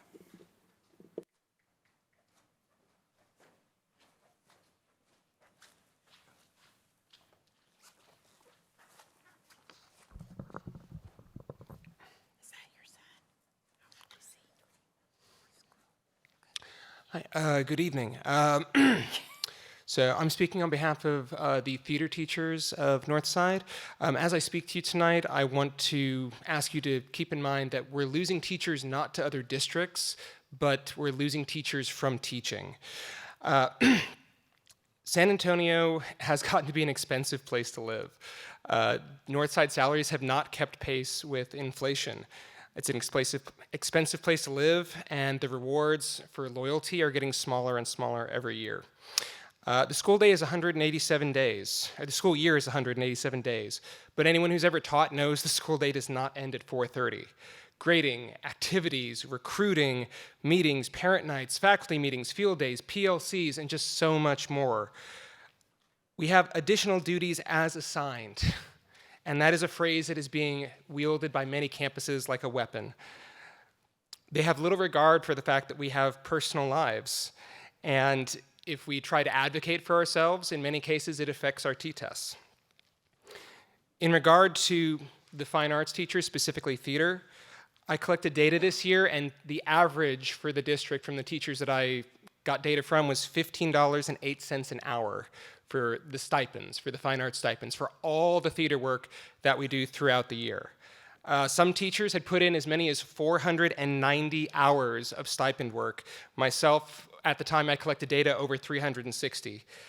Now, that means that all the work that I've done for my theater program throughout the year has come out to be less than $10 an hour. We don't want to do less. We love our kids, we love creating opportunities for them, but when a summer school teacher gets paid $40, when someone gets paid $40 for covering a class, but we spend all this time working on our theater programs for less than we would get if we were flipping burgers. That does not seem right. A couple other inequalities with the way that fine arts stipends are distributed. The UIL sponsor stipend, it's a required thing that all fine arts teachers, or all theater teachers are required to do, but there's one $1,500 stipend, which is sometimes split between 3 teachers or 2 teachers, or sometimes it's only given to 1 teacher working on a show, which means that the work that teachers are putting in is not being respected. The tech teacher from Marshall was not able to be here tonight because he's actually working an event at the school that has nothing to do with theater. Some campuses compensate their tech directors for the work that they do outside of their own programs, and some don't. My message to you is, please look at the way that the theater stipends are being allocated on campuses. Look at how much work is being done in a typical theater season, how much work we're putting in for our students, and please compensate us fairly. Consider a respectable raise for your teachers this year, and please look at the phrase duties as assigned and put some sort of respectful restriction on it. Thank you very much. Thank you. Please hold your applause. Thank you. Next, we have Pearl West.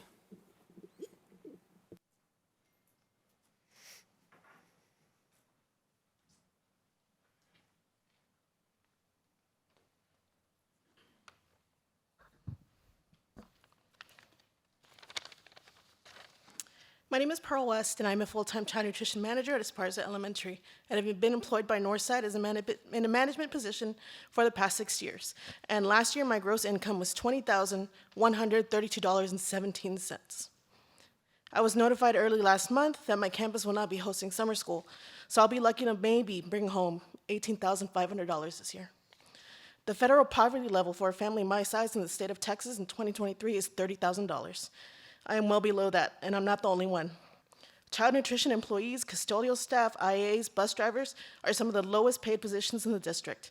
Northside is the 4th largest district in the state of Texas, and San Antonio is the 3rd fastest growing city in the U.S. Yet many of Northside's auxiliary staff regularly have to decide between gas or groceries or paying our phone bill or medications or rent. We are struggling to make ends meet right under your noses.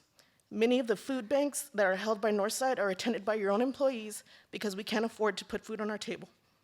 I serve over 500 meals a day to hungry students on my campus, but I struggle to feed the 2 kids that are in my home. Some of you recently attended the Child Nutrition Award ceremony, where we were called school lunch heroes and praised for our superpowers, for working through food distribution issues, staff shortages, but there was one very important superpower that was not mentioned. The power we have to make our once a month $1,300 paycheck last all month, pay rent, pay our bills, and put food on the table. We're thankful for the appreciation, but unfortunately we can't turn in certificates of appreciation or gene passes in exchange for groceries or gas. We deserve better. Not a 2 or 3% raise that's gonna get eaten up by the cost of insurance. Recently, our departments received raises that excluded management because we are already at our salary cap. I'm sure that I don't have to tell you what that did for our morale. Starting pay was also slightly increased the year before to attract new applicants, but again, the pay was not adjusted for existing employees and management. As a result, newer employees make just a few cents less than managers, and employees who have been with the district 25 plus years are making only $16 an hour. All of these micro raises, and none of us are making enough to provide a decent standard of living. Our workload is ever increasing, but the pay is not. We understand that Northside is a public entity with only so many dollars, but we are one body with the same goals. And with that being said, we'd like to understand how the head can prosper while the body struggles to survive. The news of new campuses and so many new positions being approved is concerning, as it will be spread even thinner. Northside touts trustworthiness, respect, responsibility, fairness, caring, and good citizenship. Please do not wait on a piece of legislation to persuade you to do what is moral. Thank you for your time, and I'm hopeful that the 23-24 school year will usher in the end of exploitation of auxiliary workers for poverty wages. Thank you. Thank you.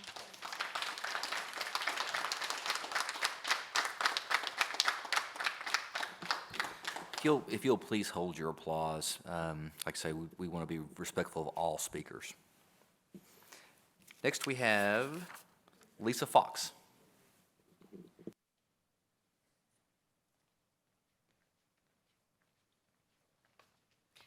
Good evening, board members. My name is Lisa Fox, and before I start my speech, I want to let you know that I had publicly requested information from all school districts in San Antonio, and this is the only district that tried to charge me $100 to get the information sent to my email.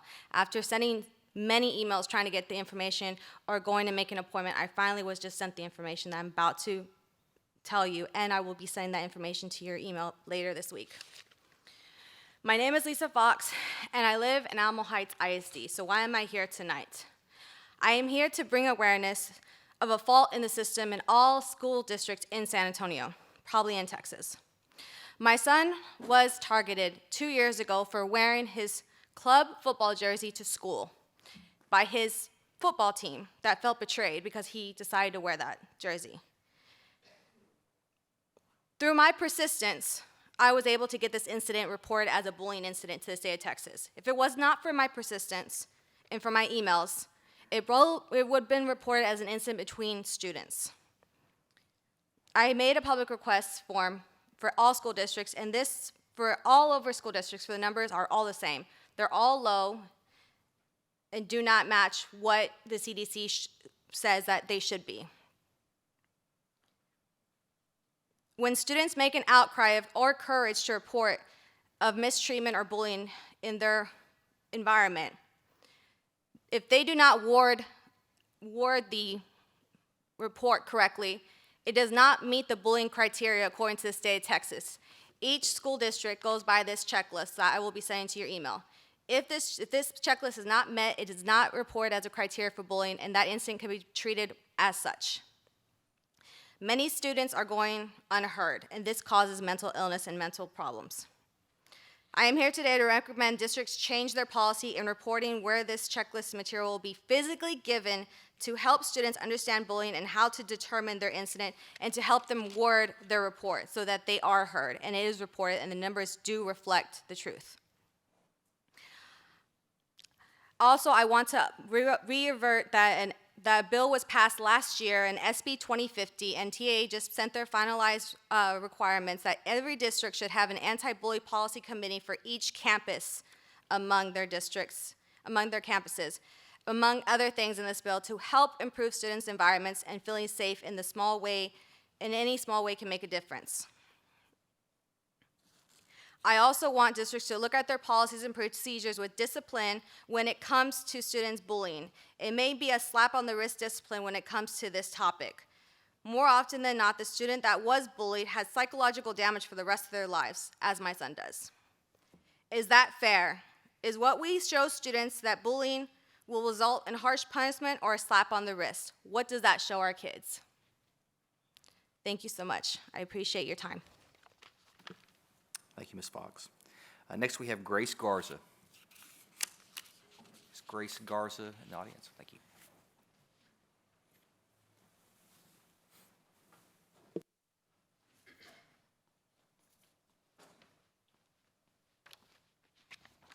Hello.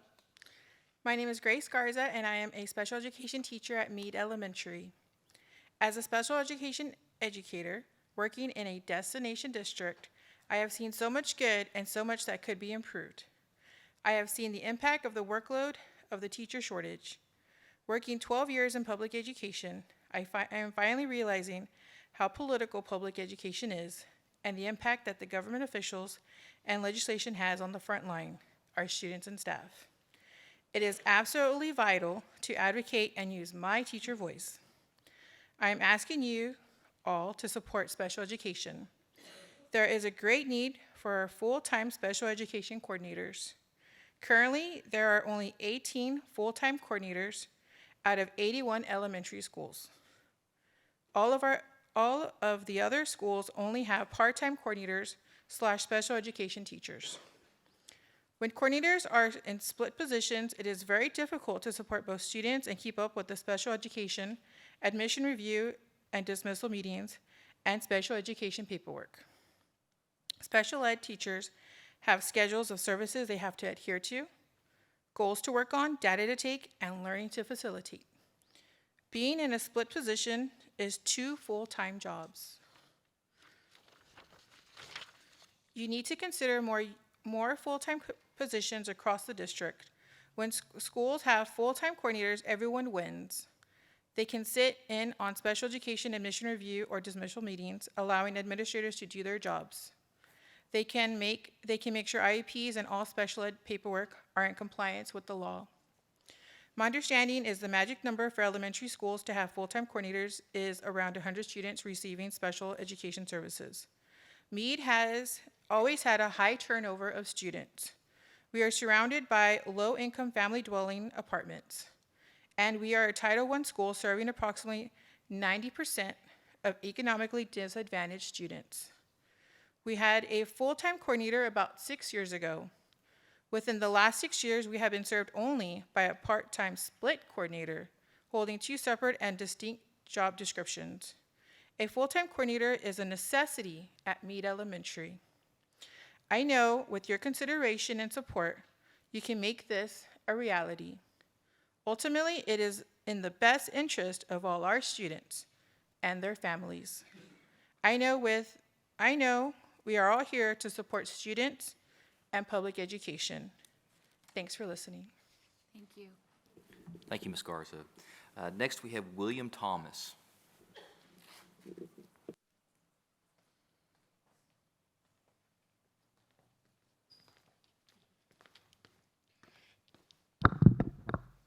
Good evening, school board members. Mr. Kraft, nice to meet you. Bill Thomas, 18 years, all in Title I. I'm now at Zachary Middle School, science. I've got 3 issues I'd like to bring to your attention on behalf of myself and my fellow teachers. First one is professional learning communities. The second one is ARDS during conference time. And the third is cell phones in the classroom. First, PLC. A professional learning community was designed several years ago to help teachers foster collaborative learning around a set process. And several years ago, the district approved that Northside teachers are to meet twice a week and be involved in a PLC.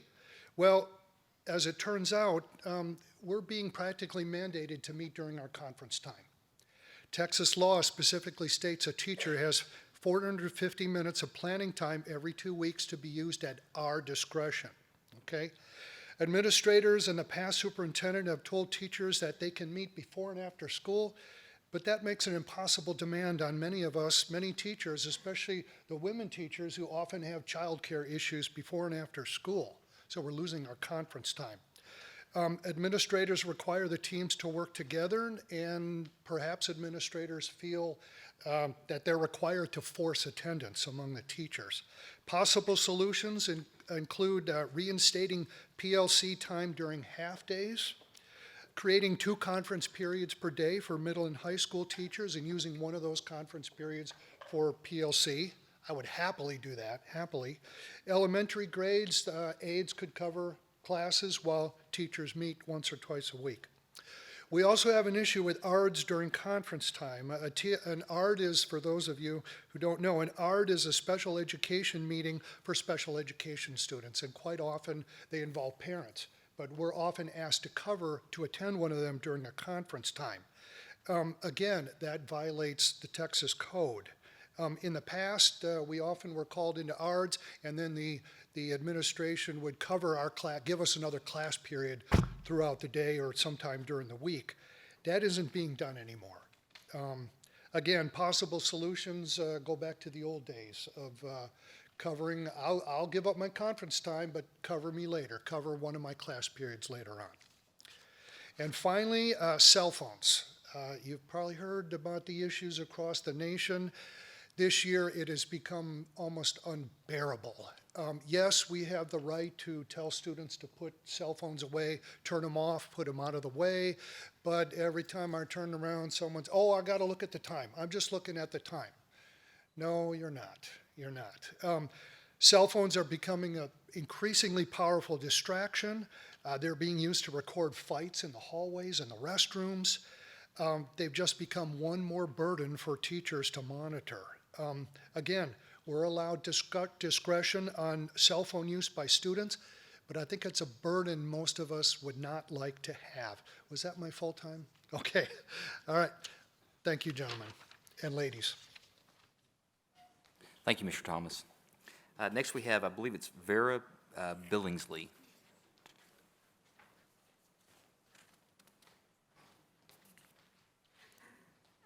Welcome, everyone, and especially Carla Duran. And she has taken the place what I was hoping to have. And I'm appealing to everyone's conscience today because I am speaking on behalf of Dr. Anthony Rogers' efforts to save the LML Fire Science program at the Magnet School. He was told that the 13-member class, the number of them, is insufficient to continue the fire science program next year. So why does the principal have power to cancel a program which was passed, that he was given to be told was passed by a bond?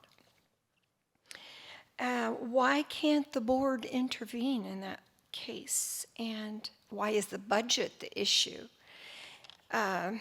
Mr. Rogers was told that he must pay $432 for the detailed printed NISD copy of the budget. How many pages that is, I don't know, and he wasn't told. Can't you use the $25,000 grant money from HEB to save this program, this fire science program would be my thought. Okay, and help these 13 students to not lose their credits and college scholarships. So I'm asking you to save that program on his behalf. He was not able to be here. And he has asked for it, and he has also sent to the Attorney General the request. And I was just told that Texas law does not have the board as impunity. In other words, you all don't have impunity from keeping the laws of Texas. So I wanted to suggest, we haven't seen anything in writing from our board members in our districts, in our NISD districts. So it would be nice if you would send us, like you used to do, short mailers, to let us know actually what's going on. And since you don't want to answer us, any other way, but let us know what you're deliberating on. So we as taxpayers, as well as educators, which I am also, can really, respect the trust that you have, that we have in you. Thank you. Thank you, Ms. Billingsley. I believe next is it Albany Wallace? And I apologize.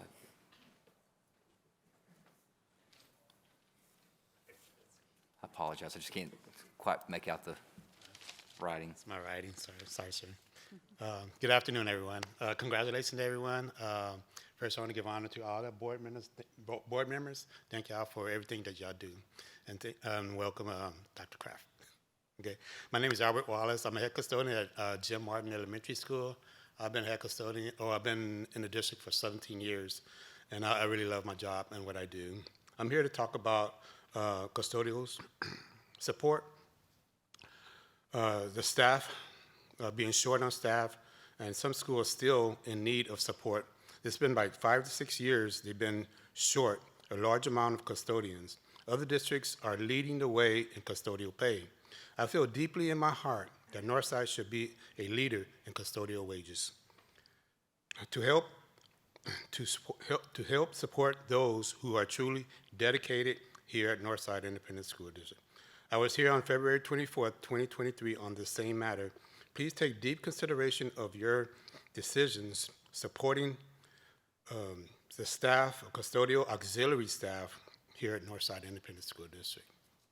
I just want to have a little example of what's happening. You know, some of the custodial staffs are working at one school, and then after their shift, going to other schools and to support those other schools also by their choice. You know,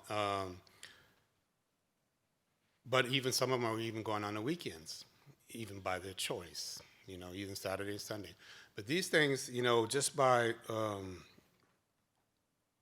the wages would truly help, you know, have them to enjoy their lives.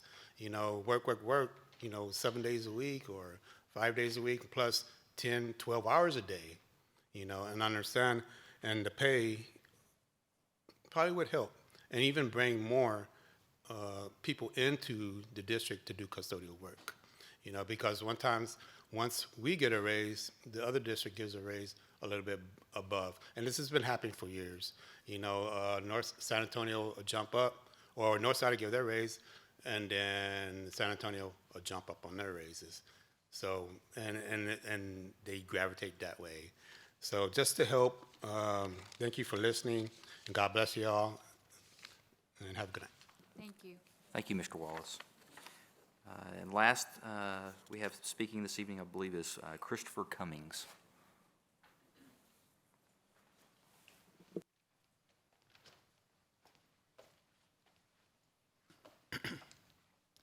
Good evening, Dr. Kraft, members of the board. I wanted to talk a little bit about health insurance, as it's come up a couple of times in terms of overall compensation. I took a look at one of the plans, actually the plan that I have, the Primary Advantage 3000 plan, and looked at this based upon government guidelines for how much you should pay in premiums for health insurance. That guideline, according to healthcare.gov, is 10% of your income. For a new teacher with a family, 12% at Northside of your income goes to your health insurance premium. For a single teacher, it's only 2%. For a spouse, 11%. And for a single teacher with children, 8%. So a couple of areas are in line, but a couple of areas are beyond that. I'd like to expand just a little bit beyond that, because paying a health insurance premium is simply paying for the right to have the privilege to pay somebody another 2 to 3 times what you've already paid in deductibles. When you factor in deductible costs, a teacher of 5 years, if they have an acute care necessity during a year, would be subject to pay almost 20% of their income in health insurance costs during that individual year. Now that's for teacher salaries based upon the 22 to 23 schedule. I cannot imagine what it would be like for some of our people back here who are on salaries a lot less than that. Anyway, that's as a general sense. On an individual sense, I would like to say that if you are looking at changing, as you said, to self-funded plans, that you consider the already existing TRS plan for the state that covers a fair substantial portion of educators around the state. Also, for myself, please look at your DME. I have a hearing aid device that, if I need to get it replaced, is almost fully needing to be paid for by me under a deductible in DME before it gets covered at all. And that is something that I need simply in order to function as a human being. I appreciate your time. Thank you very much. Thank you. Thank you, Mr. Cummings. Madam President, I believe that concludes citizens to be heard.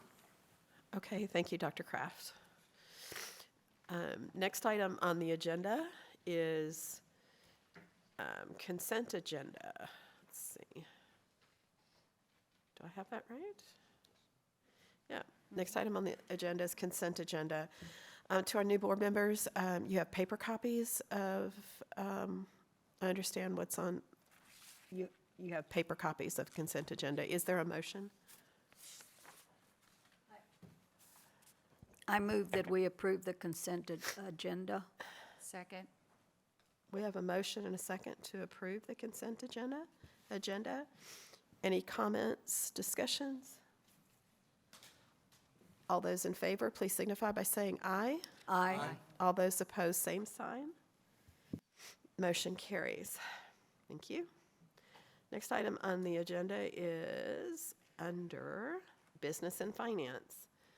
Dr. Kraft or Dr. Barajas? Yes, I'll lead off, and then I'll actually turn the presentation over to Dr. Braz and Tiffany Contreras.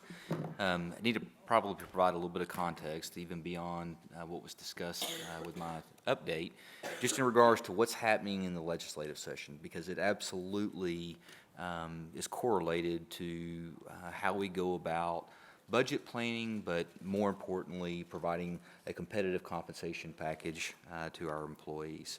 So just again, kind of an overview. Right now, House Bill 100 appears to be the really only school finance vehicle that has somewhat moved. And when I say somewhat moved, it was heavily substituted in the Senate, again, with ESA voucher language.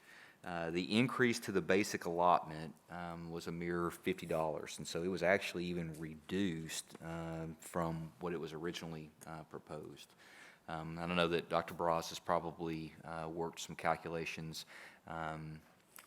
We really need, in order to keep up with inflation, to the tune of $900 to $1,000 increase in the basic allotment. That's just kind of the reality. Mr. Saucedo and Dr. Duran, just so you have kind of some context. And that's what we've been fighting for. Unfortunately, I don't foresee any earth-shattering movement as a result of the committee substitute to House Bill 100 that was now sent back over to the House. And of course, time is of the essence. And so really as a result, as we've been already working and navigating, we are building the budget, next year's budget, under current law, which is not ideal because additional revenue in the form of a basic allotment in particular would obviously provide us a lot more flexibility, a lot more leeway to provide that competitive compensation going forward. It's still currently being worked, and so again, I don't want to misspeak in saying that it's all for naught, but I do anticipate that this is probably going to be hashed out more than likely in a special session at this point. And of course, I mentioned earlier Senate Bill 9, Senate Bill 11 pertaining to school safety funding is also in limbo, awaiting this great trade, if you will, in regards to ESA vouchers and additional funding to support public education. So more to come. So as a result, we've been working pretty diligently to look at our current budget situation, our projected revenues, particularly as a result of our calculations in and around average daily attendance, which is really the number of students that we anticipate seeing come through the doors, our school doors, schoolhouse doors each and every day, as well as interest earned on investments and various revenue streams that we feel like that we can try to get to a competitive, as competitive as possible wage increase. And so this evening we'd like to begin that discussion simply because we feel like we cannot sit back and wait on this legislative session in particular to try to take care of our hardworking employees.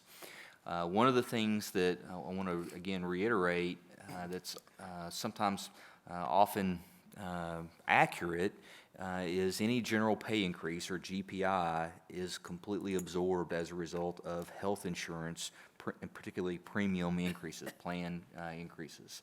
One of the things that I think that will benefit the district going forward is the migration to a self-funded plan. And again, we are fully intending and committed to try and keep not only flat premiums, but absolutely no plan interruptions in our plan design. In fact, right now, we're currently working pretty diligently to try to provide a no-cost plan to our employees. And so we're hoping that what we're proposing in the form of a general pay increase, using current law, again, not waiting on the state legislature, will truly be a pay increase and will not be consumed as a result of a health plan premium increase. And so with that being said, I'm going to turn the presentation over to Dr. Barajas. And like I say, we wanted to begin this conversation, very important conversation as we're building the budget, which entails obviously the most important piece in taking care of our employees and compensation. Dr. Thank you, Barajas? Dr. Kraft. Hold on 1 minute, Dr. Bala. Dr. Kraft, am I the only one, am I the only one that can't see the agenda on the computer? Can you all see it? Yeah, it's working. I don't even see it. I have it. Technology. Because normally you can pull up the agenda, I don't see it, and then it doesn't have the presentation. See it. Chris to the rescue.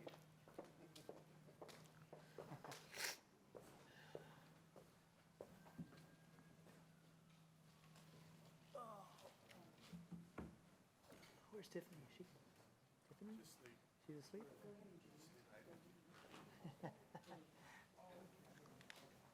I'm sorry, Dr. Barajas, I appreciate it. I hit the wrong button, so my fault. Apologize. Thank you. Thank you, Dr. Kraft.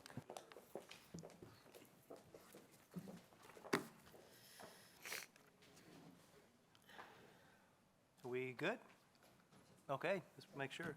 All right, thank you, Dr. Kraft. We will be talking about a component, a very important component of the 2023-24 budget, and we'll focus solely on that. In the past couple of meetings, we've talked in general about, you know, the budget 23-24, making some comments regarding what it looks like from a legislative session. So we'll kind of put all that to the side right now. Dr. Kraft's introductory comments kind of set the stage. So what we're looking at tonight is just looking at two components. One is the compensation proposal, a pay increase, and we'll also talk about a proposal for a retention payment in 23-24 as well. So next slide. This is just a recap over the last several years, going back to 2019-20, of what this district has done regarding compensation, including the proposed compensation for 2023-24, which we'll go over in detail. The total amount that the district has invested in compensation since going back to 1920 is probably in excess of about $16 million. We're going to continue that, including some of the retention payments that we made out of ESSER funds, or at least the one retention payment. But what we are looking at for 2023-24 is a 3% increase, midpoint increase.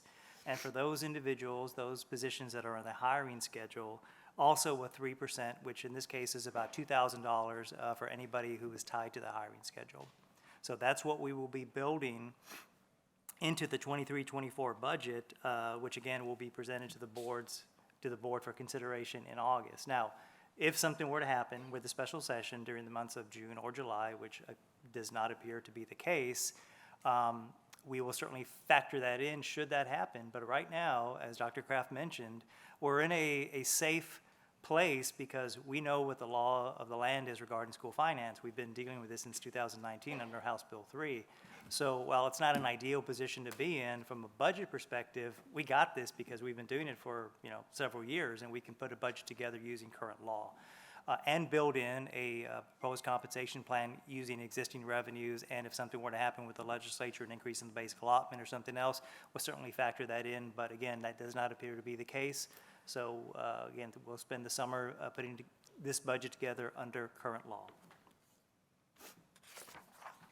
This is a slide the board is familiar with. This shows, it doesn't look very good up on the screen, but This is where Northside is in comparison to neighboring districts regarding the teacher hiring scale. So as you can tell, we're the pink line.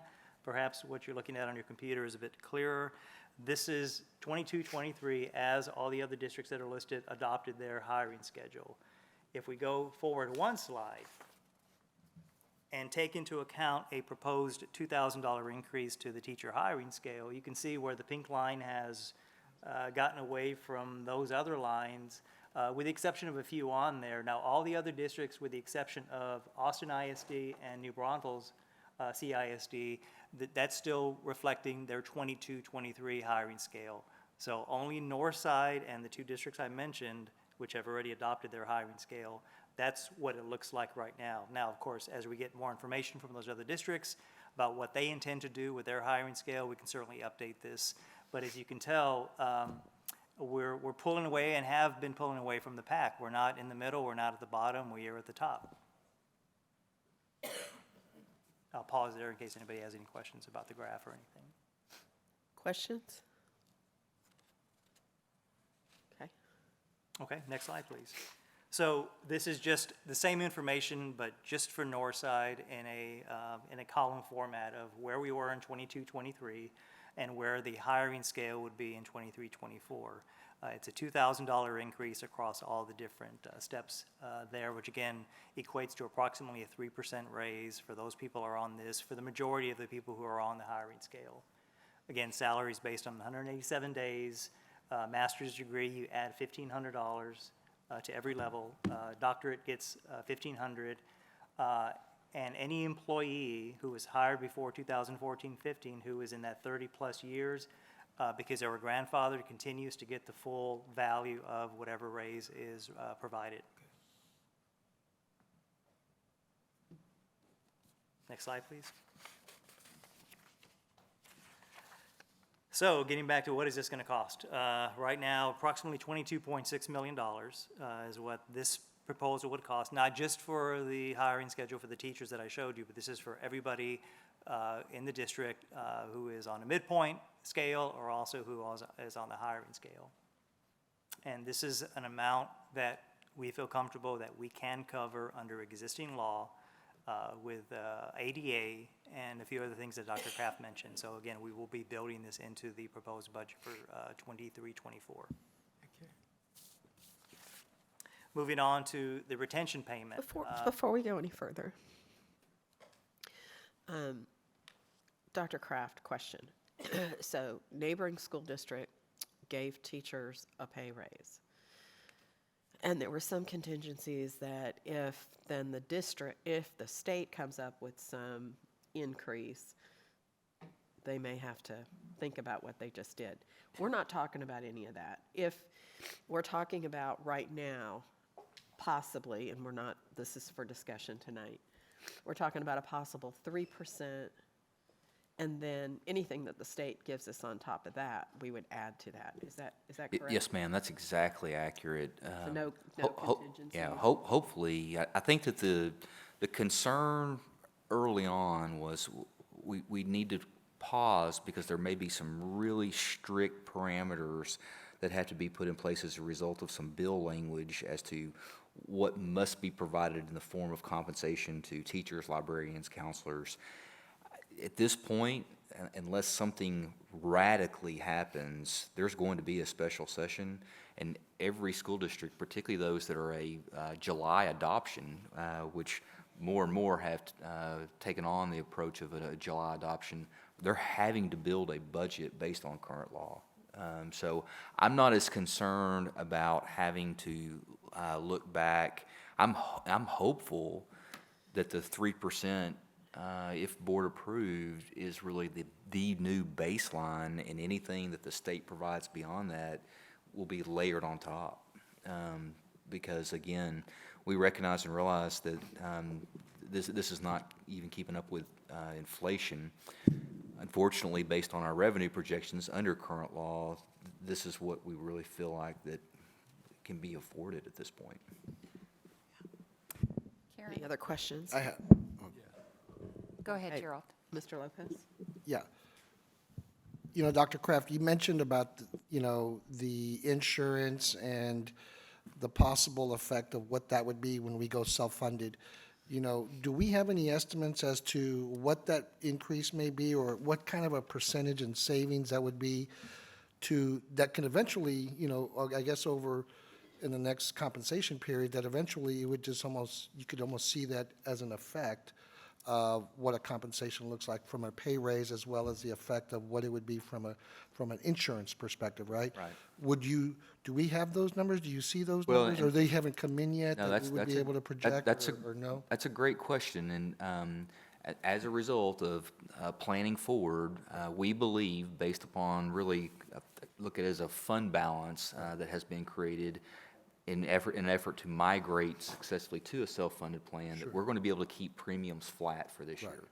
And again, to equate that to the general pay increase, because I don't want to confuse the matter, but rather than a general pay increase being absorbed or eaten up, if you will, as a result of premium increases, we're hoping to be able to keep premiums at the same flat level going forward. And we're looking at offering, like say, hopefully a no-cost plan. So even an additional plan that will be no cost to the employees. Well, and I think that's great. I like that we make this kind of a neutral point for the insurance, because that's the complaint that we get every year that we hear is that, hey, you know, you gave us a 3% raise, but then the insurance takes it all. Yes, sir. That's the standard since I've been on the board. I think that's standard across the state. So seeing that and moving forward, I really like that. You know, I'd like to see, you know, I like you said, I'm optimistic about what the state's going to do and what they're planning on doing. But I think this is a good step going forward, being mindful with our insurance, because I know particularly there's a class of classifications of jobs, particularly our bus drivers, our janitors, and I want to say our bus drivers, where they're on a different plan based on the amount of time that they work. And so a lot of that increase, this increase doesn't help them any, but what it does is it affects their insurance because they're having to take more out. So do we see that being a possible effect in the future for those type employee classifications, that their insurance is basically swallowed up and it doesn't leave them much for any kind of, you know, 2 week salary, right? Or whatever, I don't know when they. So a disproportionate impact. Yeah, yes, it's a disproportionate. That's really the design, one of the designs or objectives behind the design of migrating to a self-funding. To the self-funding, and then as Be well. able to control that. Would that be that whole point of that insurance, where it's the one that you just mentioned, that one plan? I think you had just mentioned. A fully funded? Yeah, fully. Employer plan? Yeah. Yes, absolutely. Okay, A good. no-cost plan, exactly. Okay, yeah, the no-cost plan. It'll be that's what I was- it'll be a higher deductible plan. Okay. And it will likely incorporate an HSA type model. Right. But it would be at least, like I say, a plan that would be hopefully no cost to employees. Okay, thank you, appreciate it. Just like to know, like, what is the state predicting, or we have a number of what they are looking to increase teacher salary by, so like we can see what the stack would be? That's a really good question. Currently, right now, with as it has been presented, the dollar amount, it varies. It depends on whether you're a large school or a small school. Smaller schools, particularly rural small schools, they were prescribing I believe it's a $6,000 one-time pay increase. For Northside ISD teachers, that would equate to a one-time $2,000 payment. So again, talk about disparate impact, and the rationale is because we're large, and so we should be able to fund, in essence, a larger pay increase for teachers through our general fund. Now, again, I want to preface that with that's what has been proposed. I think that in its current form is a long way away from being becoming legislation. And so, again, we just feel like that we've got to continue to push and start looking at compensation, knowing that more than likely the indecisiveness is going to lead to a special session, and we need to have a budget, and more importantly, we need to have a compensation plan in place. And wouldn't you say that the best, what we have been advocating for is an increase in the basic allotment? Yeah, so again, ideally, we would see an increase in the basic allotment between $750 to $1,000 per ADA, per student. We're just a long way from that benchmark. The reality is this, is that $9 billion is being held until there is movement on an ESA voucher, $9 billion for public education. I guess what I was thinking, though, too, is that with an increase in basic allotment, it's a law that some of that money has to go for teacher salary increases. I can't remember the percentage. Right now, I believe it's 30%. 50, I think. What is your increase in revenue from one year to the next? You have to then take 30% of that increase and then take that 30% and 75% has to go for raises to teacher, nurse, librarian, counselor. The other 25% can be used for remaining staff. Early on, House Bill 100 increased that to 50% of the gain. The problem is the gain from one year to the next was too broad. So to take it literally, had we been given additional money in the safety allotment, that would have fallen under that rule, which meant that we would have had to have used 50% of the money entitled, expected to be used for safety to give to teacher raises. So they had to clean that up to make sure that we only are going to have to use some percentage of the increase from one year to the next. That in this case, to be technical, that falls under Chapter 48, which would only be items tied to the basic allotment, and anything that doesn't flow through the formulas under Chapter 48 would be excluded. But early on, well, like a month ago, that was a big sticking point because the amount of money that we would have had to have calculated from one year to the next included a lot of things that they didn't intend, so. Dr. Well, Harrell? Corinne, go ahead. No, I was just going to say, Carla, the reason we don't like to publicize that 2,000 is because you give it to the teachers next year, and then they're going to take it away from us. So the following year, they're going to be down $2,000. So I don't get excited about them saying, oh, we're going to give teachers $2,000 raise. It's not a raise. It's one time. They'll give it to them this year.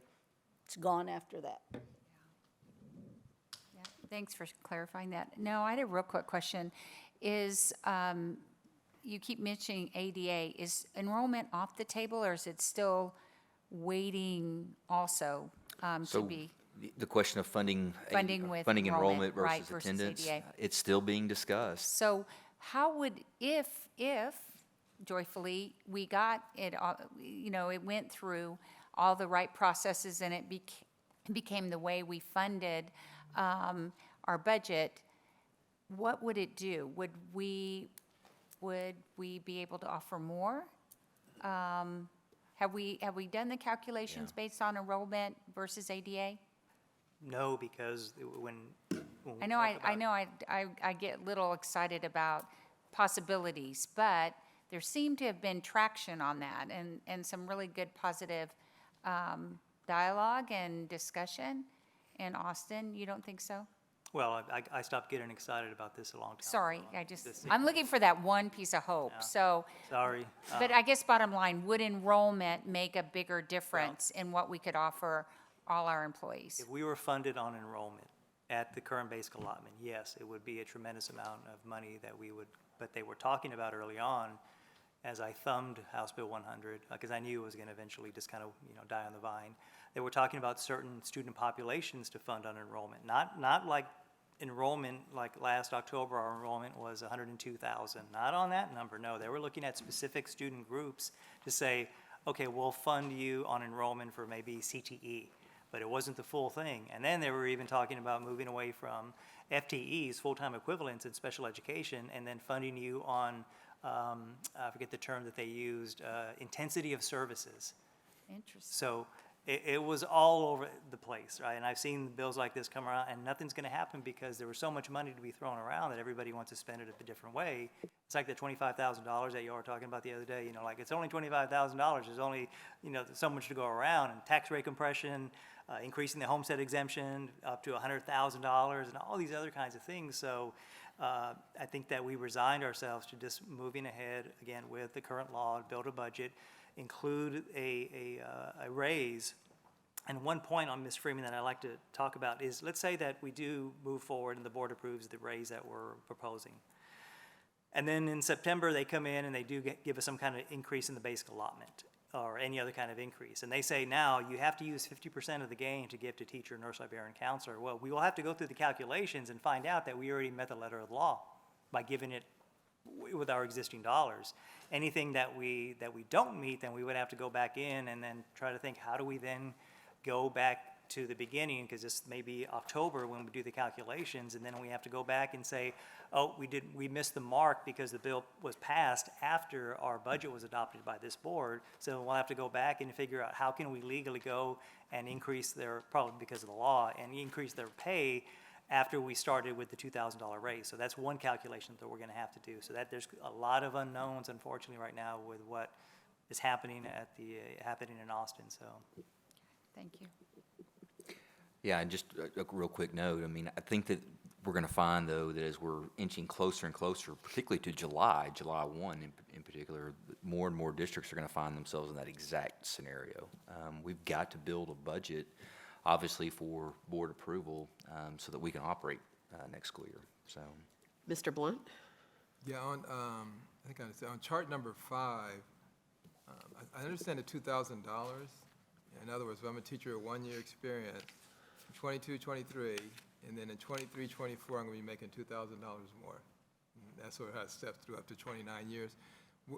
I'm not sure I understand the 3%, though, that we're stating, because it's right.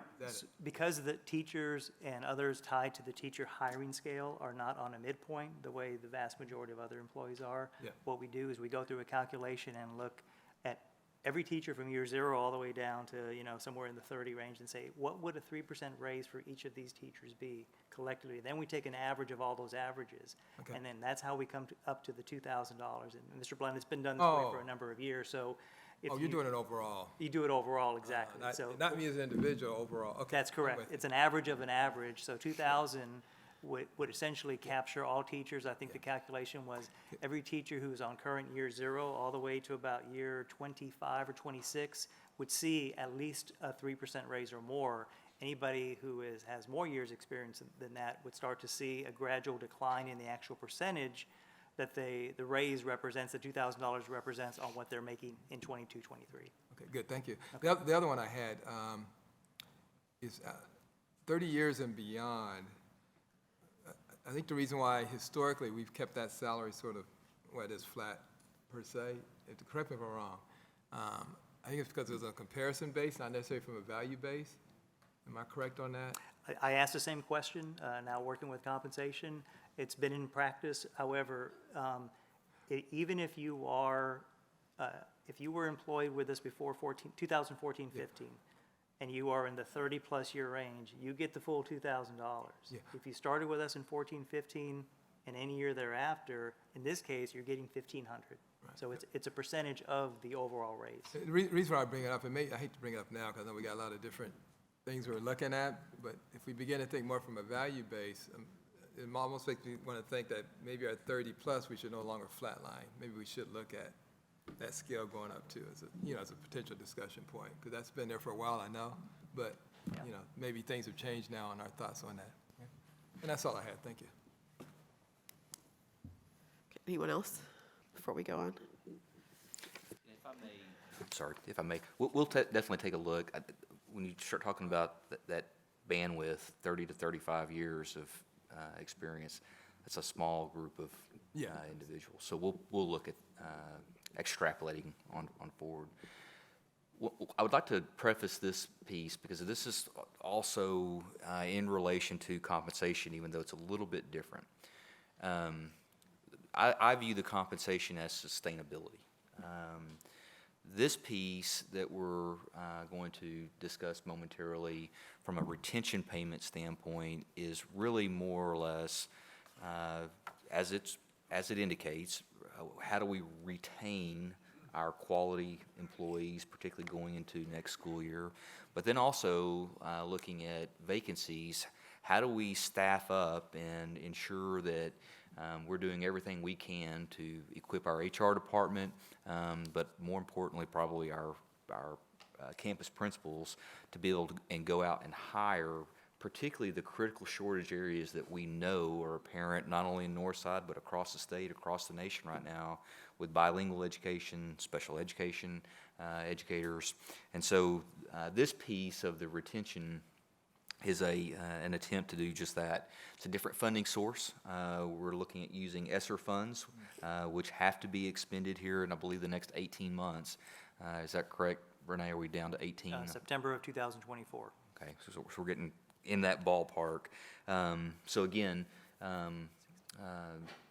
taking care of the employees, our existing employees, but then also looking really at the next several weeks from a hiring standpoint of being able to provide a payment that is in essence an incentive to come work for the district. And so if you'll kind of, like I say, reframe from looking at compensation sustainability to more or less retention, but also recruitment, because I anticipate that we're going to be probably hiring somewhere in the vicinity of 800 to 900 teachers again this year. So with that being said, Dr. Bross? Okay, well, we mentioned a one-time payment that I think it was Senate Bill 8 or 9 that was offering the $2,000 payment one time, $6,000 for rural districts. Well, we're talking about a retention payment proposal for this next year. Next slide, please. But we'll start with some vacancy history.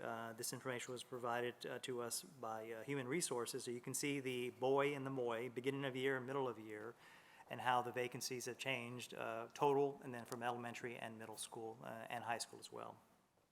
So unlike, well, like every other district in the state, vacancies in all ranks, bus drivers, custodians, teachers, has been an issue over the last couple of years. Just some more data regarding vacancies as of today, provided to us by Human Resources, so you can take a look at that data. And 215 new hires are ready for 2023-24.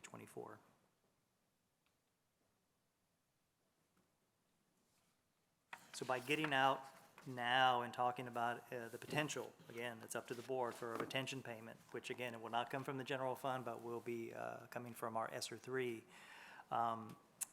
Right now, if we were to move forward with this, we do have the money, we do have the approval.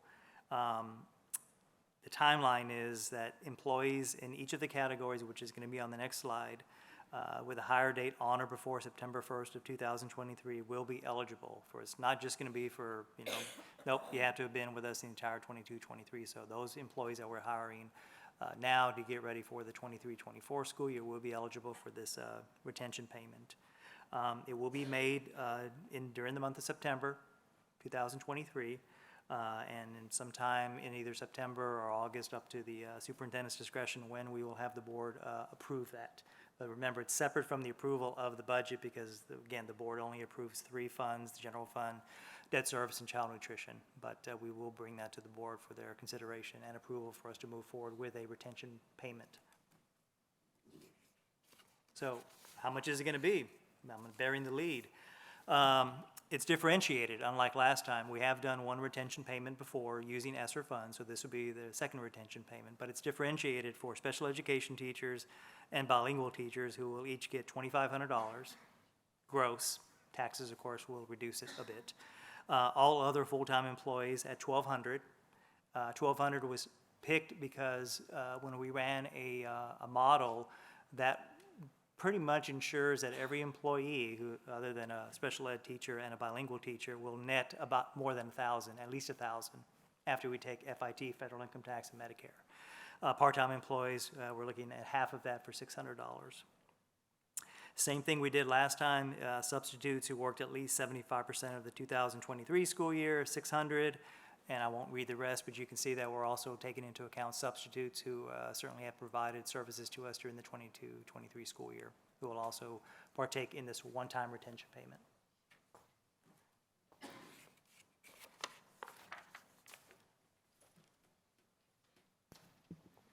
Again, that's a one-time payment using ESSER funds. A couple of the other things that we are exploring, which are related, is we've pulled the number of employees, i.e. long-term subs, instructional aides, individuals that actually have attained a four-year degree. We have about 2,000 employees that actually have a four-year degree. We're looking at a program that would potentially entice them to go on, come teach for us, and then a certification reimbursement type program. So that's also in the works. We feel like that with just the right support, maybe the appropriate nudge, that these individuals that may be already picking up long-term subs would elect to go through the certification process with a little bit of assistance and, of course, support, and become full-time teachers. Last year, the first-year teachers that were hired, of the first-year teachers that were hired, we were looking at data earlier this morning in our leadership meeting. I believe it was 44% of that population, first-year teachers to Northside, were alternative certified. And so just knowing what we're looking at from a traditional university prep program, we know that we're going to have to start supporting and gearing up with alternative certification, particularly to meet the number of hires that we're going to be looking to hire in the near future. And of course, the other piece to that is to ensure that we're supporting them from a professional development standpoint, so that they're successful and will be retained in the years going forward.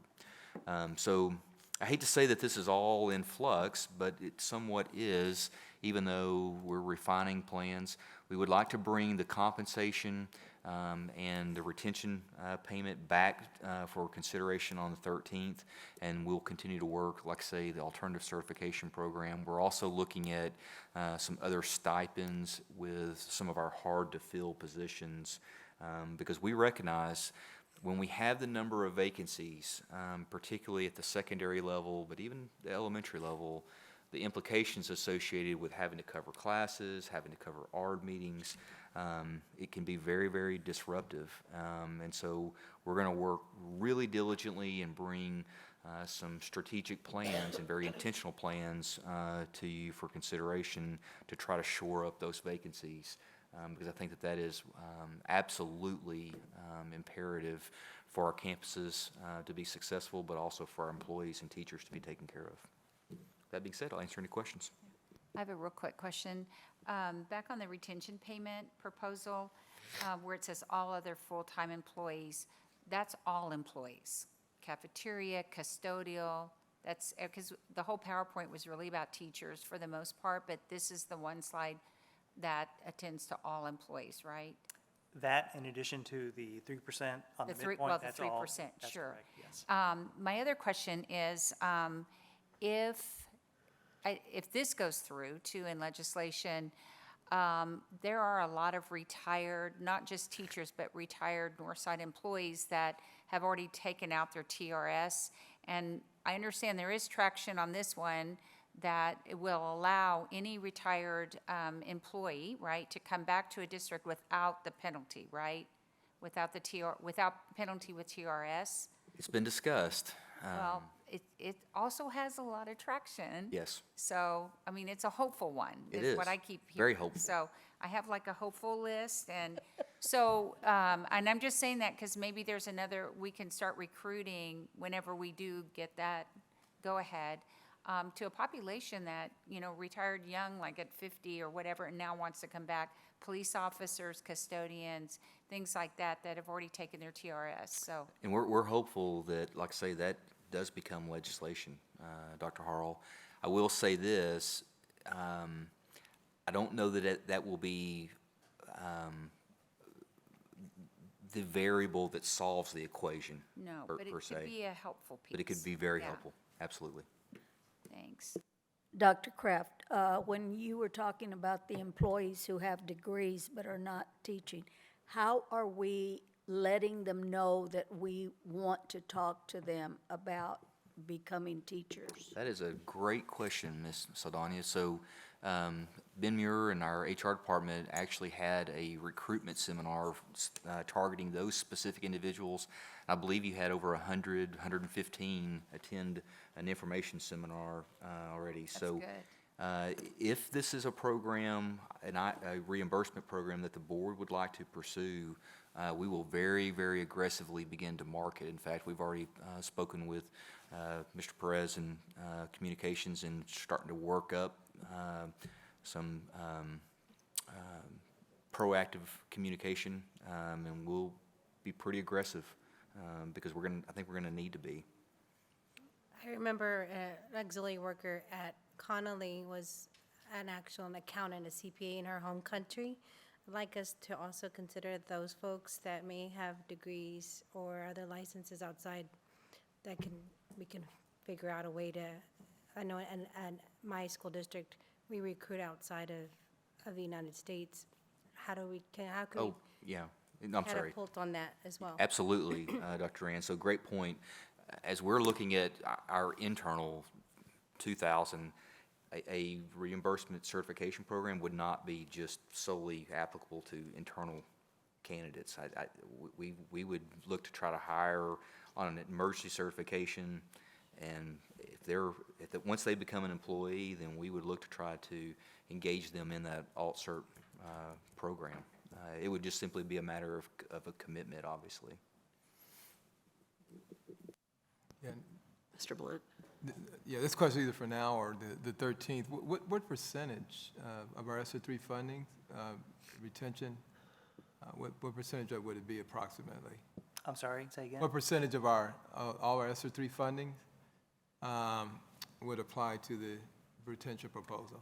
Well, the entire amount of our ESSER grant, which was over a 3-year period, I believe was 173 million. So this particular amount, Tiffany, is how much? Okay, that's fine. You can let us know later. We haven't calculated it, is what Okay. she said, so. Yeah. Okay, thank you. I think we definitely have the ability to fund it. In fact, we've been Oh, yeah, no worries. planning for a retention payment this year. That's correct. As the board has been briefed on the use of ESSER funds as positions, for instance, that were intended for ESSER, people are leaving those positions, and rather than to continue to post them, we are taking those dollars and putting it into a pot to pay for summer school and also for a possible retention. So that's exactly where we're getting it from. So we have this covered. Yeah, let me tell you, I'm asking one is to see what possibilities we have within it, but two is as we talk to other trustees, especially at SLI and other things come up, they're all constantly sort of looking at what we're doing creatively with ESSER funding, et cetera. So sometimes it gives other trustees ideas too. So that's something I'm pretty sure others would be curious about. And that's one reason why I was asking that percentage. Thank you. Dr. Kraft, I don't think I was imagining this. I don't know if it was in a dream or not, but before we hired you, I thought at one point we had informally discussed the opportunity for us to have our own certification program here in Northside. Do my fellow board members remember that conversation? So are those conversations still going on? Do you know? I have not personally been engaged in those conversations, and I'm kind of looking over to this side of the dais, to my left. Not to say that it would be impossible. We'd have to just really make sure that we're staffing up appropriately and Karen, appropriate accreditation, et cetera. I think that was Dr. Woods's recommendation. I think he's the one, when we were talking about shortages, I don't think we did it officially.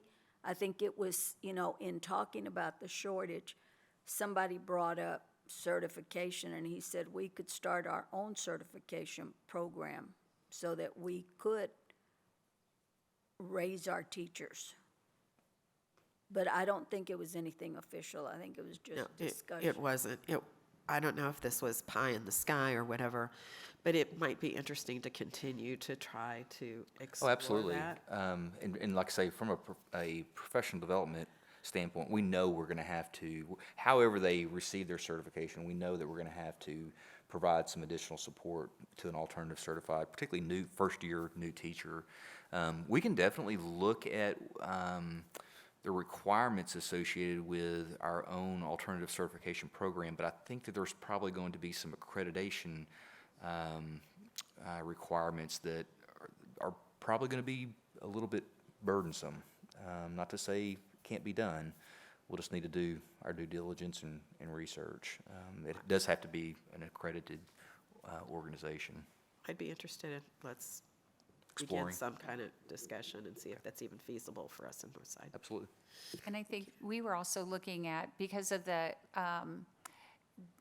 like Region 13, some of the Region 13 and Region 20, which now do a lot of alternative cert, and Texas A&M San Antonio, Summit, UTSA, they give a broad spectrum of pedagogy and curriculum. It'd be really nice if at least part of it could be either housed in Northside and contextualized with Northside versus one size fits all. And I think that was part of the discussion too, because then the support could happen right away instead of after a former engineer is now teaching 7th grade math, you know, and actually just dives right into it, could get the support prior to reaching the classroom, I think was part of that discussion. So even just hosting it in our buildings would be helpful to someone exploring alternative cert. Thank you for that addition. Yeah. Okay. All right, and so more to come. This will come back to us. Yes, ma'am. For possible approval at the next board meeting. Board's permission, we'd like to bring this back on the 13th of June, and if we could seek action or ratification and approval, that would be even better, again, from a hiring, recruiting, and retention standpoint. So we thank you for your consideration this evening. Okay, good. Thank you. And we're rolling down. Next item on the agenda is under Superintendent, the reorganization of the Board of Trustees. So did you want to? Yes, ma'am. So obviously, as a result of our newly installed trustees, again, congratulations. As a result of, again, BDAA policy, this provides the opportunity for the board to go about the reorganization process and the election of board president, vice president, and secretary. Yes, sir. And I had asked Dr. Kraft to put on the agenda, just in case this board decided it wanted to go into executive session. By law, we can go into executive session and discuss the duties and roles and responsibilities of our board officers, but that is not it's not something that we have to do. So what is the preference of this board? Madam President, I would like to go ahead and just nominate some names and provide a rationale right now, if that's okay with the rest of the board. Okay. All right. And just going back to our whole discussion tonight, it kind of solidified, you know, we have a new superintendent, we have 2 new board members who are going to learn all about SLI training this summer and all the roles and responsibilities of trustees, kind of coupled with this uncertainty and almost calamity, I guess, in Austin with all our public ed legislation. I really think that we need experience and kind of some tried and true expertise, especially from some folks who have been officers before, and we can kind of train and grow our own as we look at them to mentor us. But I really would like to nominate Bobby Blunt as our president, and you know, for a lot of reasons, his active involvement in Northside and of course at the state level, and with our Bexar County Coalition of Boards. I also would like to nominate as vice president Corinne.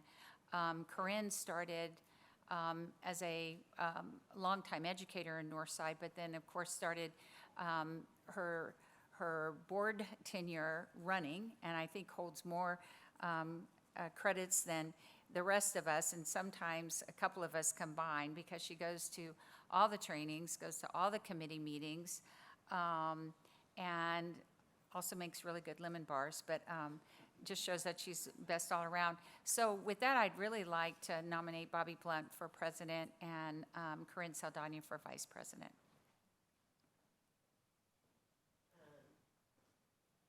Any other nominations?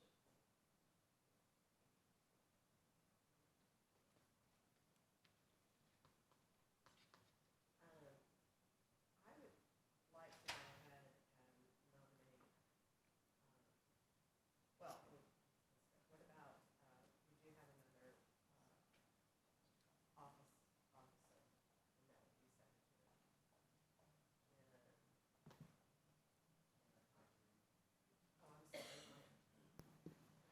My mic is off, I'm sorry. So we have a nomination for president, for vice president, and then, and I'm not going to close, we have a nomination for president. Yeah. Are there any other nominations? I close nominations. For nominations, you don't need a second. All those in favor of Bobby Blunt for president signify by saying aye. Aye. All those opposed, same sign. Motion carries. Bobby Blunt, congratulations.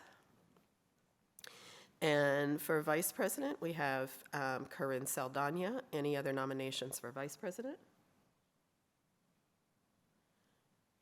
Okay. All those in favor of Corinne Saldana as, I'm sorry? I'm sorry, Mr. Salcedo. Yeah, you good. David had, yeah. Yeah. Yeah, I wasn't sure on notice. I'm sorry. Want to nominate Gerald for vice president? Gerald Lopez for Gerald vice Lopez. president. Okay. Any other nominations? And I assume that our two that have been nominated will accept those positions?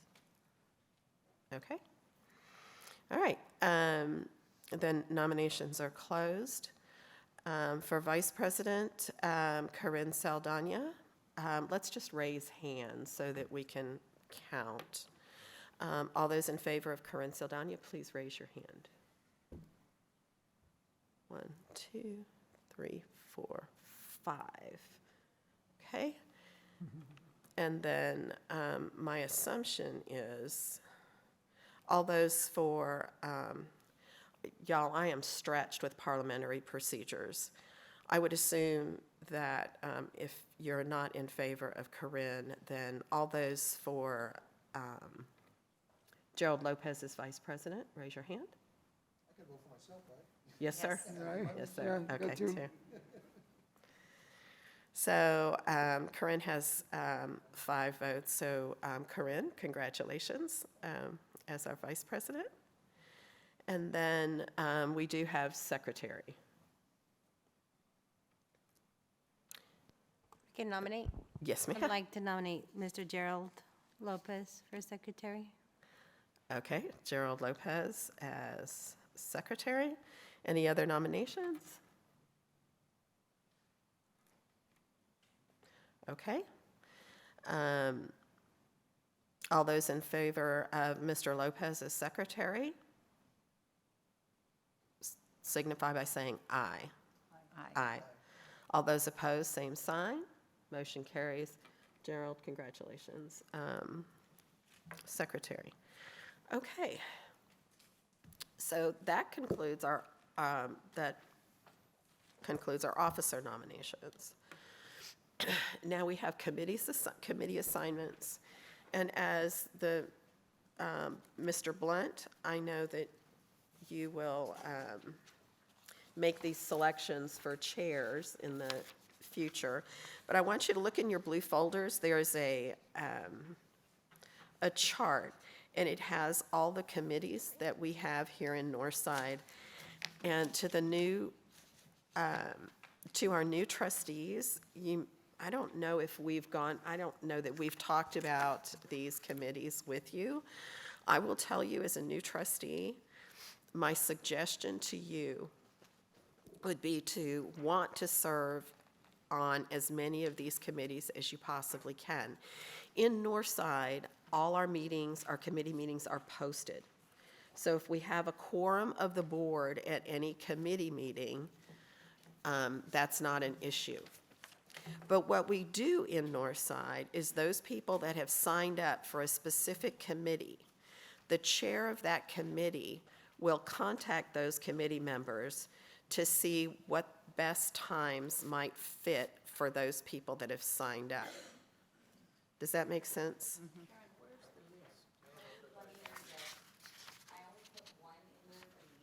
Oh, I apologize.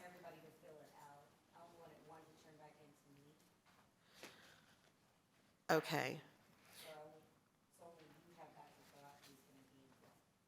Okay. So, that might be a little difficult. Why don't? Would you please?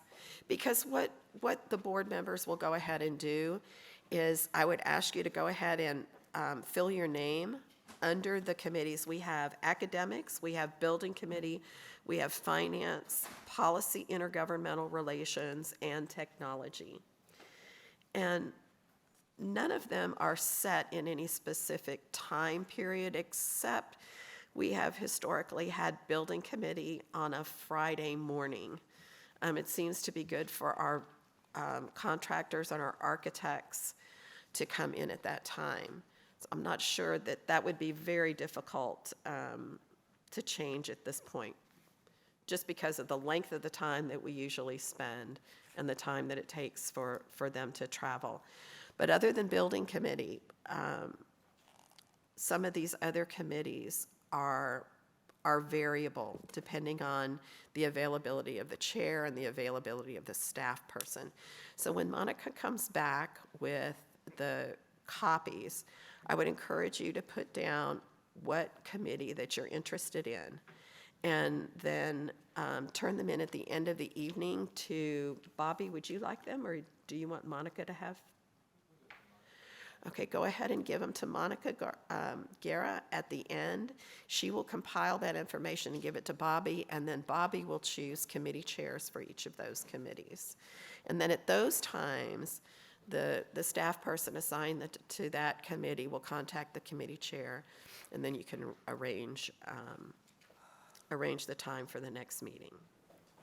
So don't be shy about putting your name down on, you could put it down on all the committees, or if you're really not interested in one committee, certainly leave that blank. You can note that, yes, ma'am. Thank you for that. Karen, Yes, sir. what we may want to do, maybe from the past years, at least maybe give it a minute or two description of the different committees, so our new members, if we're going to ask them to sign up tonight. Okay, so I'm going to do that. So Academics Committee is led by Janice Jordan, or Dr. Jordan.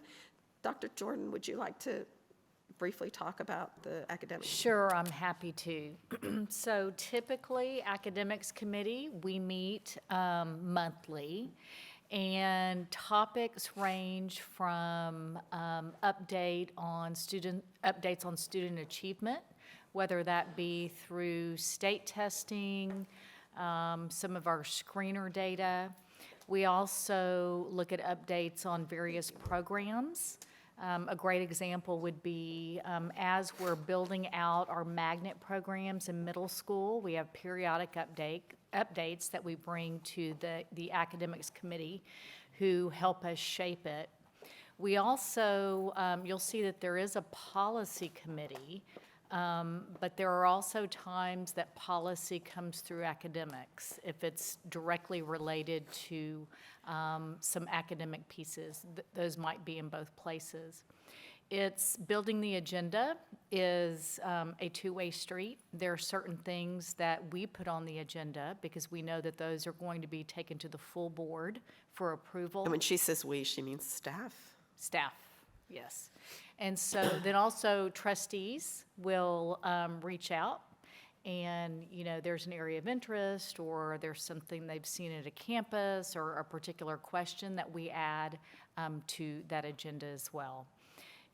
It is important that things that we take to the full board As a rule, we try to always review those in committee first because that gives the opportunity to really dig deeply, answer questions, see what else needs to be fleshed out prior to going to the full board. Thank you for adding that. And I will say, too, that committees have no votes are taken at a committee. Even though that the agenda topic may come before the board, the committee does not vote on it. And as Dr. Jordan said, sometimes when things are discussed in committee, conversation leads us to, staff might want to bring additional information to the board when it's brought to the board. So these types of things are very, it's important. It's worked for us as a school district. I will tell you that not all boards utilize committees the way we do. It's also an opportunity to sometimes go in discussion more in depth than what sometimes happens at the board level. But anything can be brought up at the board level that was discussed in committee. So next, buildings and facilities. Mr. San Miguel, would you?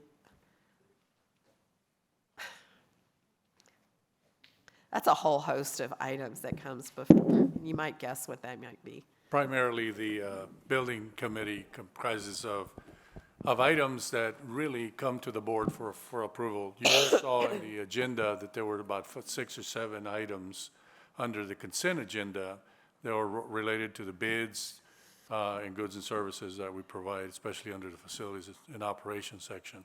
So the building committee previews every single item that comes before the Board of Trustees. And most of those go in a consent agenda. The other thing that we do is we go through the 2018 or 2022 bond, and we preview all the project statuses. So the board will, the members will be fully appraised of where are we with the projects. We also share the more challenging things that we have. For example, right now, prices are very, very high on our projects. And so we share that information with the board members or the building committee members to keep them well informed in what's happening out in the construction world. And yes, the Board of Trustees does select colors for the schools.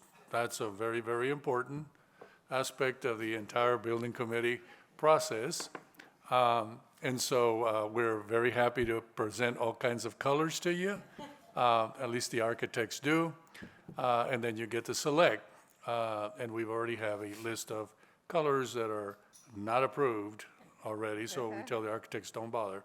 Anyways, so those are kinds of things. And also we share a lot of other information related to our building programs that are important, changes in types of consultant services, contractors, and things of that nature, because we have a very good rapport with our business partners, i.e. our consultants and our architects.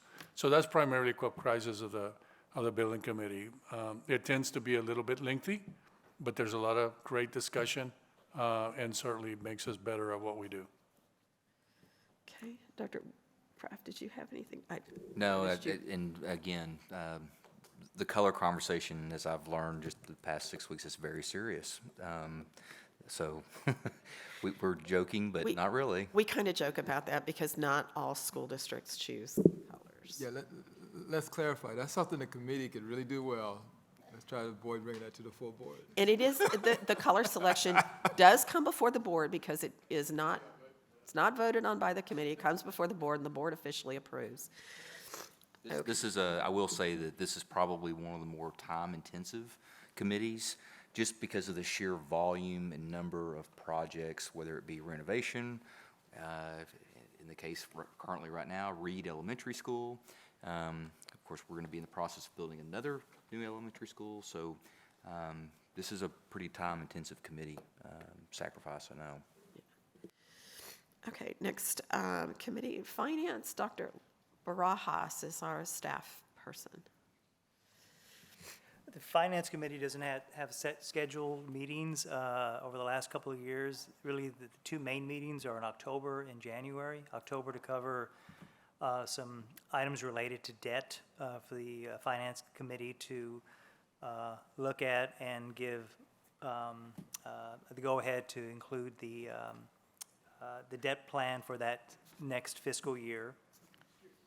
In January, the Finance Committee meets with the external auditor to hear the results of the audit, which was conducted during the fall months.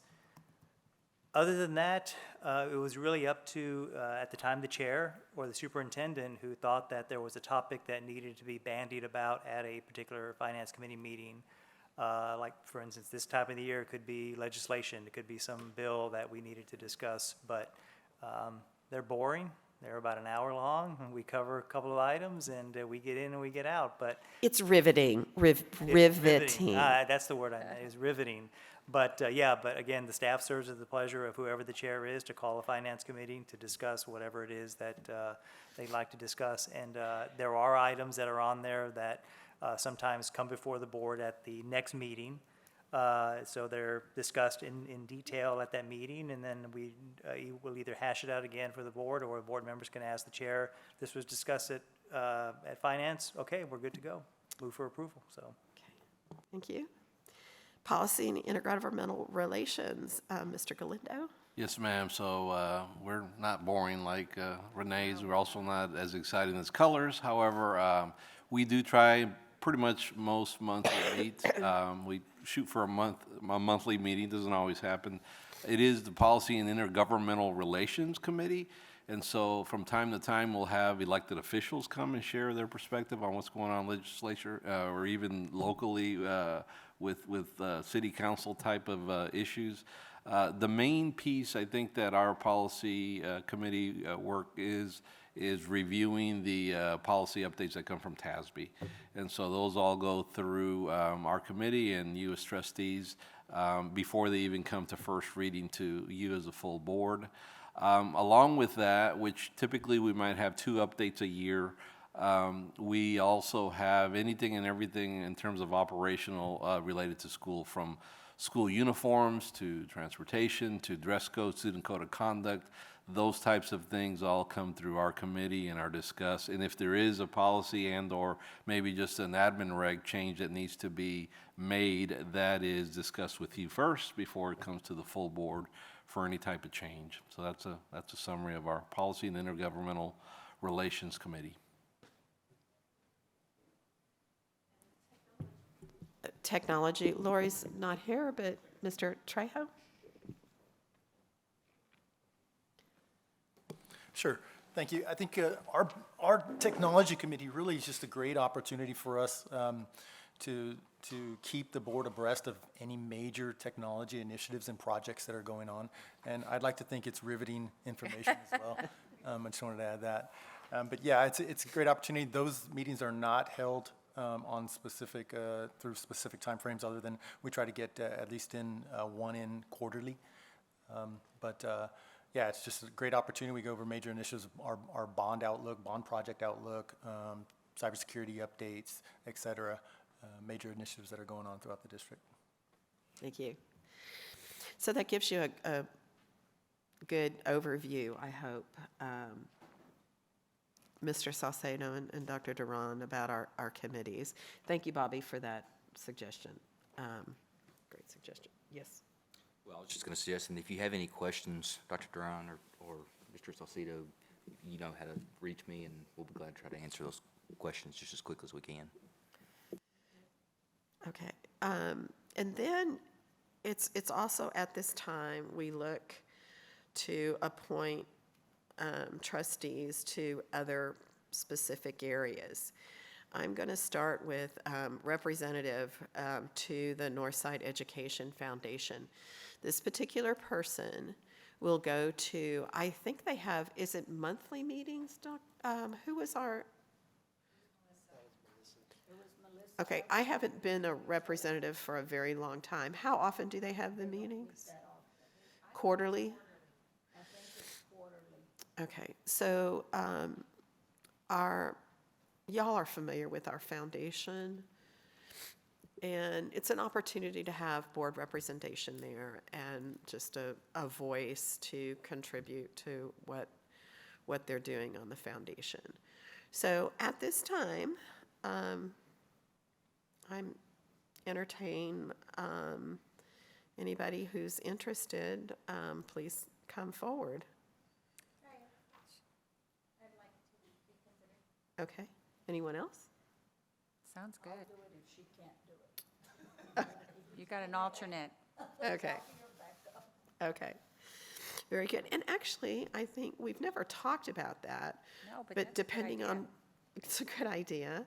Depending on what day it's on, sometimes things, isn't it usually in the evening though?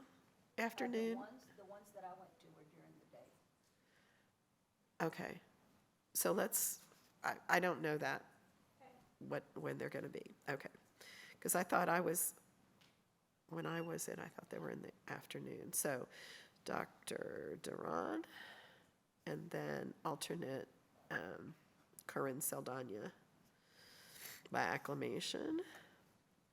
Now, delegate and alternate to the TASB convention. This is a good opportunity for one of our new trustees to be involved in that as a delegate and as I don't know if you would want to be a delegate, but you could always swap out depending on the two people that are nominated. So you both can take turns being on the floor. Only one person per school district is allowed on the floor in the delegate assembly. And so the delegate and the alternate can swap out. It's good to have both of those people involved. They both go to what we call a region. We have a region meeting at the caucus right before the delegate assembly. And the delegate assembly approves business of the Texas Association of School Boards. But it's a good opportunity to learn more about what's going on. So, Mr. Salcedo, if you're interested in that, I think that would be good. And I don't know that we need to designate alternate because, again, those are interchangeable at the TASB meeting. But we do have to turn these in. So we can put Mr. Salcedo as the delegate, and we need a volunteer for the alternate. Okay.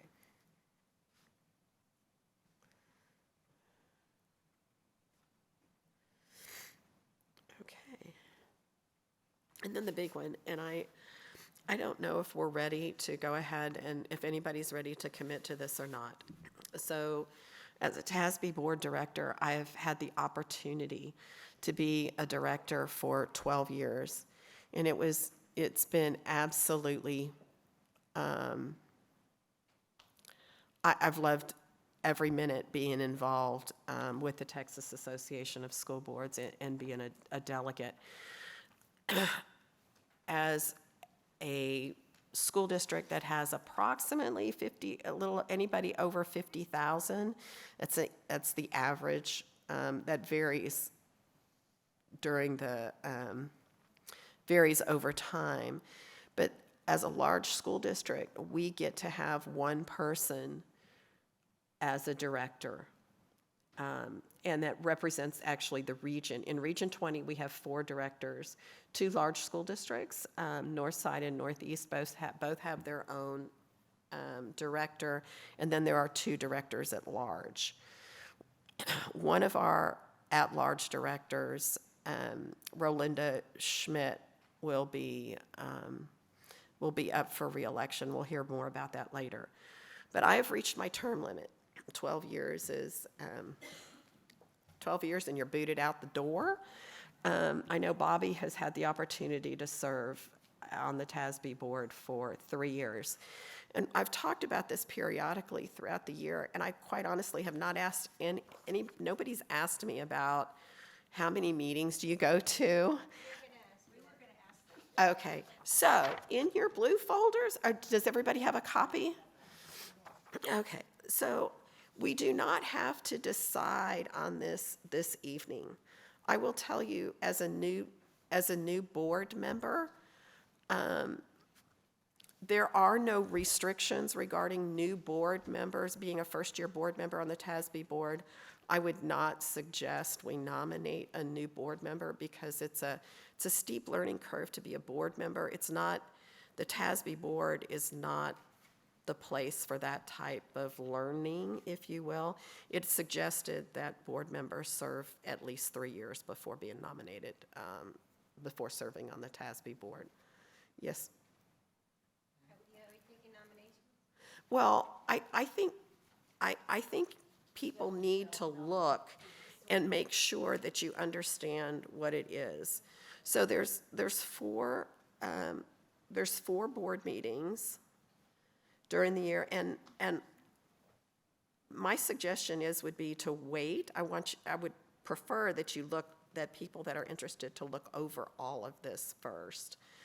And if you have any questions, I'd be happy to answer them, or I know Bobby would be happy to answer them. And then we come back and perhaps, and then look at. Do we have to make this decision before the conference in June? We have to make this decision by June the 30th. So we have the time to go ahead and either appoint somebody. You'll do it at the conference this year. That will be my last. Okay. That's my last hurrah. But this board needs to appoint someone by June the 30th. I'd like to nominate Dr. Harley.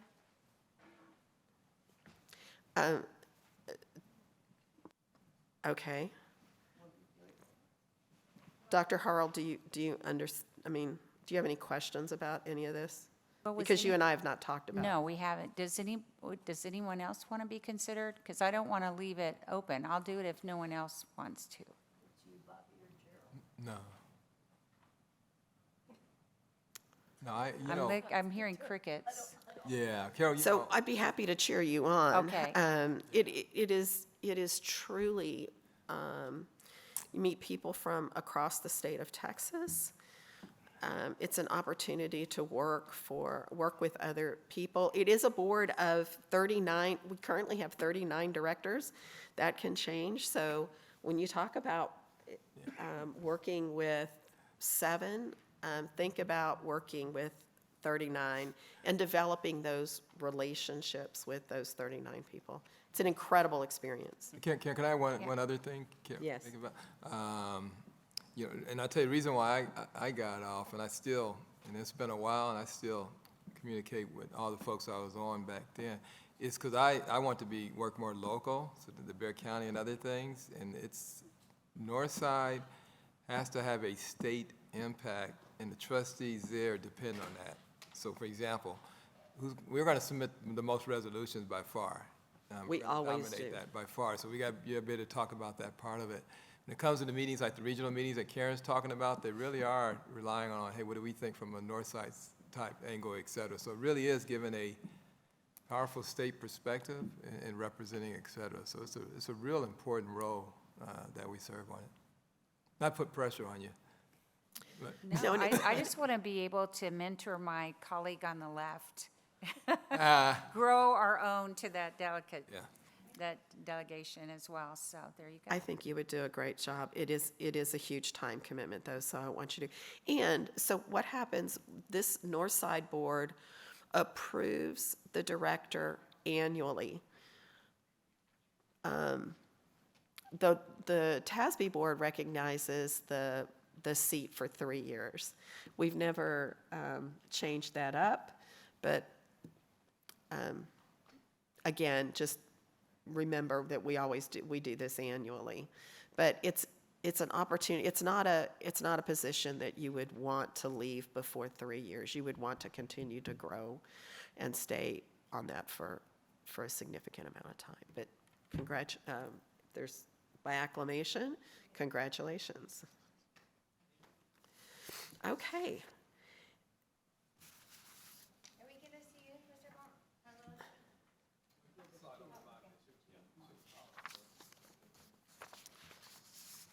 And I've completely lost my place on the agenda. So we are on future agenda items. Dr. Yes, ma'am. Kraft. I'll be very brief.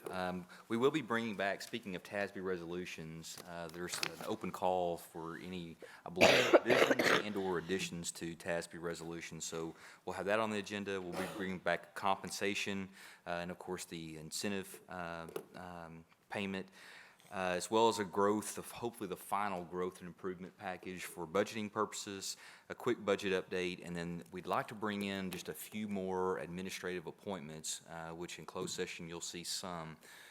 But as we're hiring and preparing for the next school year, even though this is not a typical regular meeting, we'd like to go ahead and bring that in for your consideration as well, because, like I said, we recognize time is of the essence. And really, those are the big 5 agenda items that we have in the works for the 13th at this point.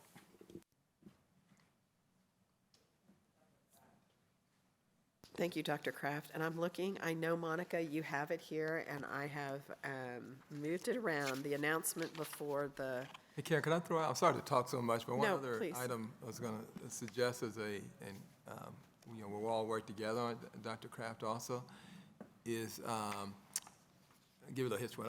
When I first came on the board, that's a while ago, what I really liked about it at that particular time, and maybe you all have been through this too, Gerald and the others, is it took me around to every location, and we went with other board members. So we went and saw child nutrition, we went and saw maintenance, went to transportation. We set out a schedule to do that.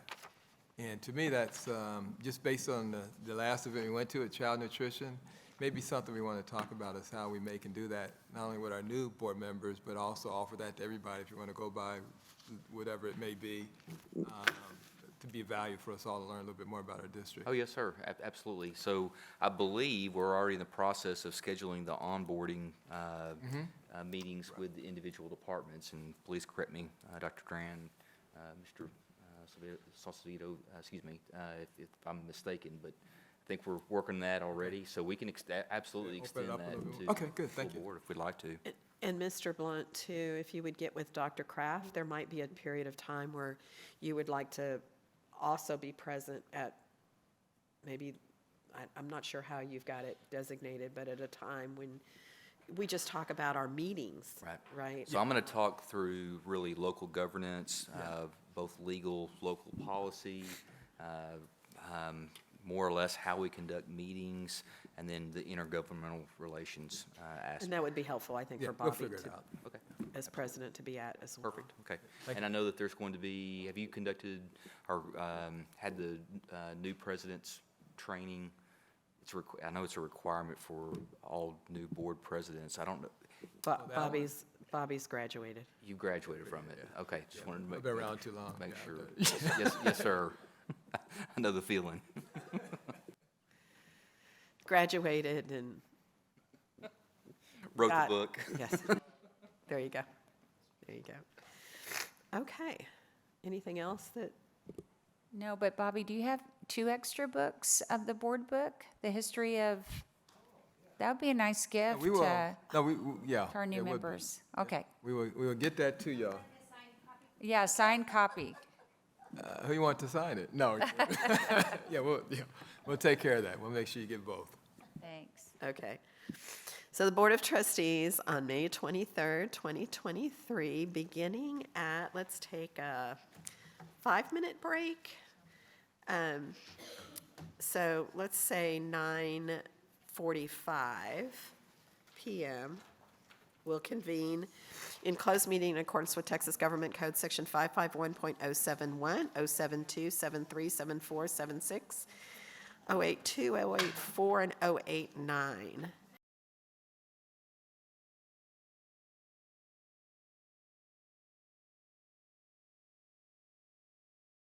The Board of Trustees on May 23rd, 2023, beginning at 10:49 p.m., will convene an open meeting. Is there a motion? I'm sorry, no, is there a motion to come before the board? I apologize.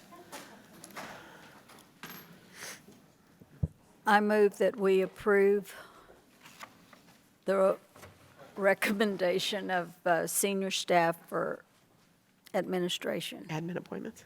and Admin appointments, admin appointments as discussed in executives. and the discussion that we held In executive session. in executive session. Okay. We have a motion. Is there a second? Okay, we have a motion and a second to approve the admin appointments as discussed in executive session. All those in favor, please signify by saying aye. Aye. All those opposed, same sign. Motion carries. And if there are no objections, the board will end its meeting at 10:50 p.m. on May 23rd, 2023. And congratulations to our new board members. First board meeting and done.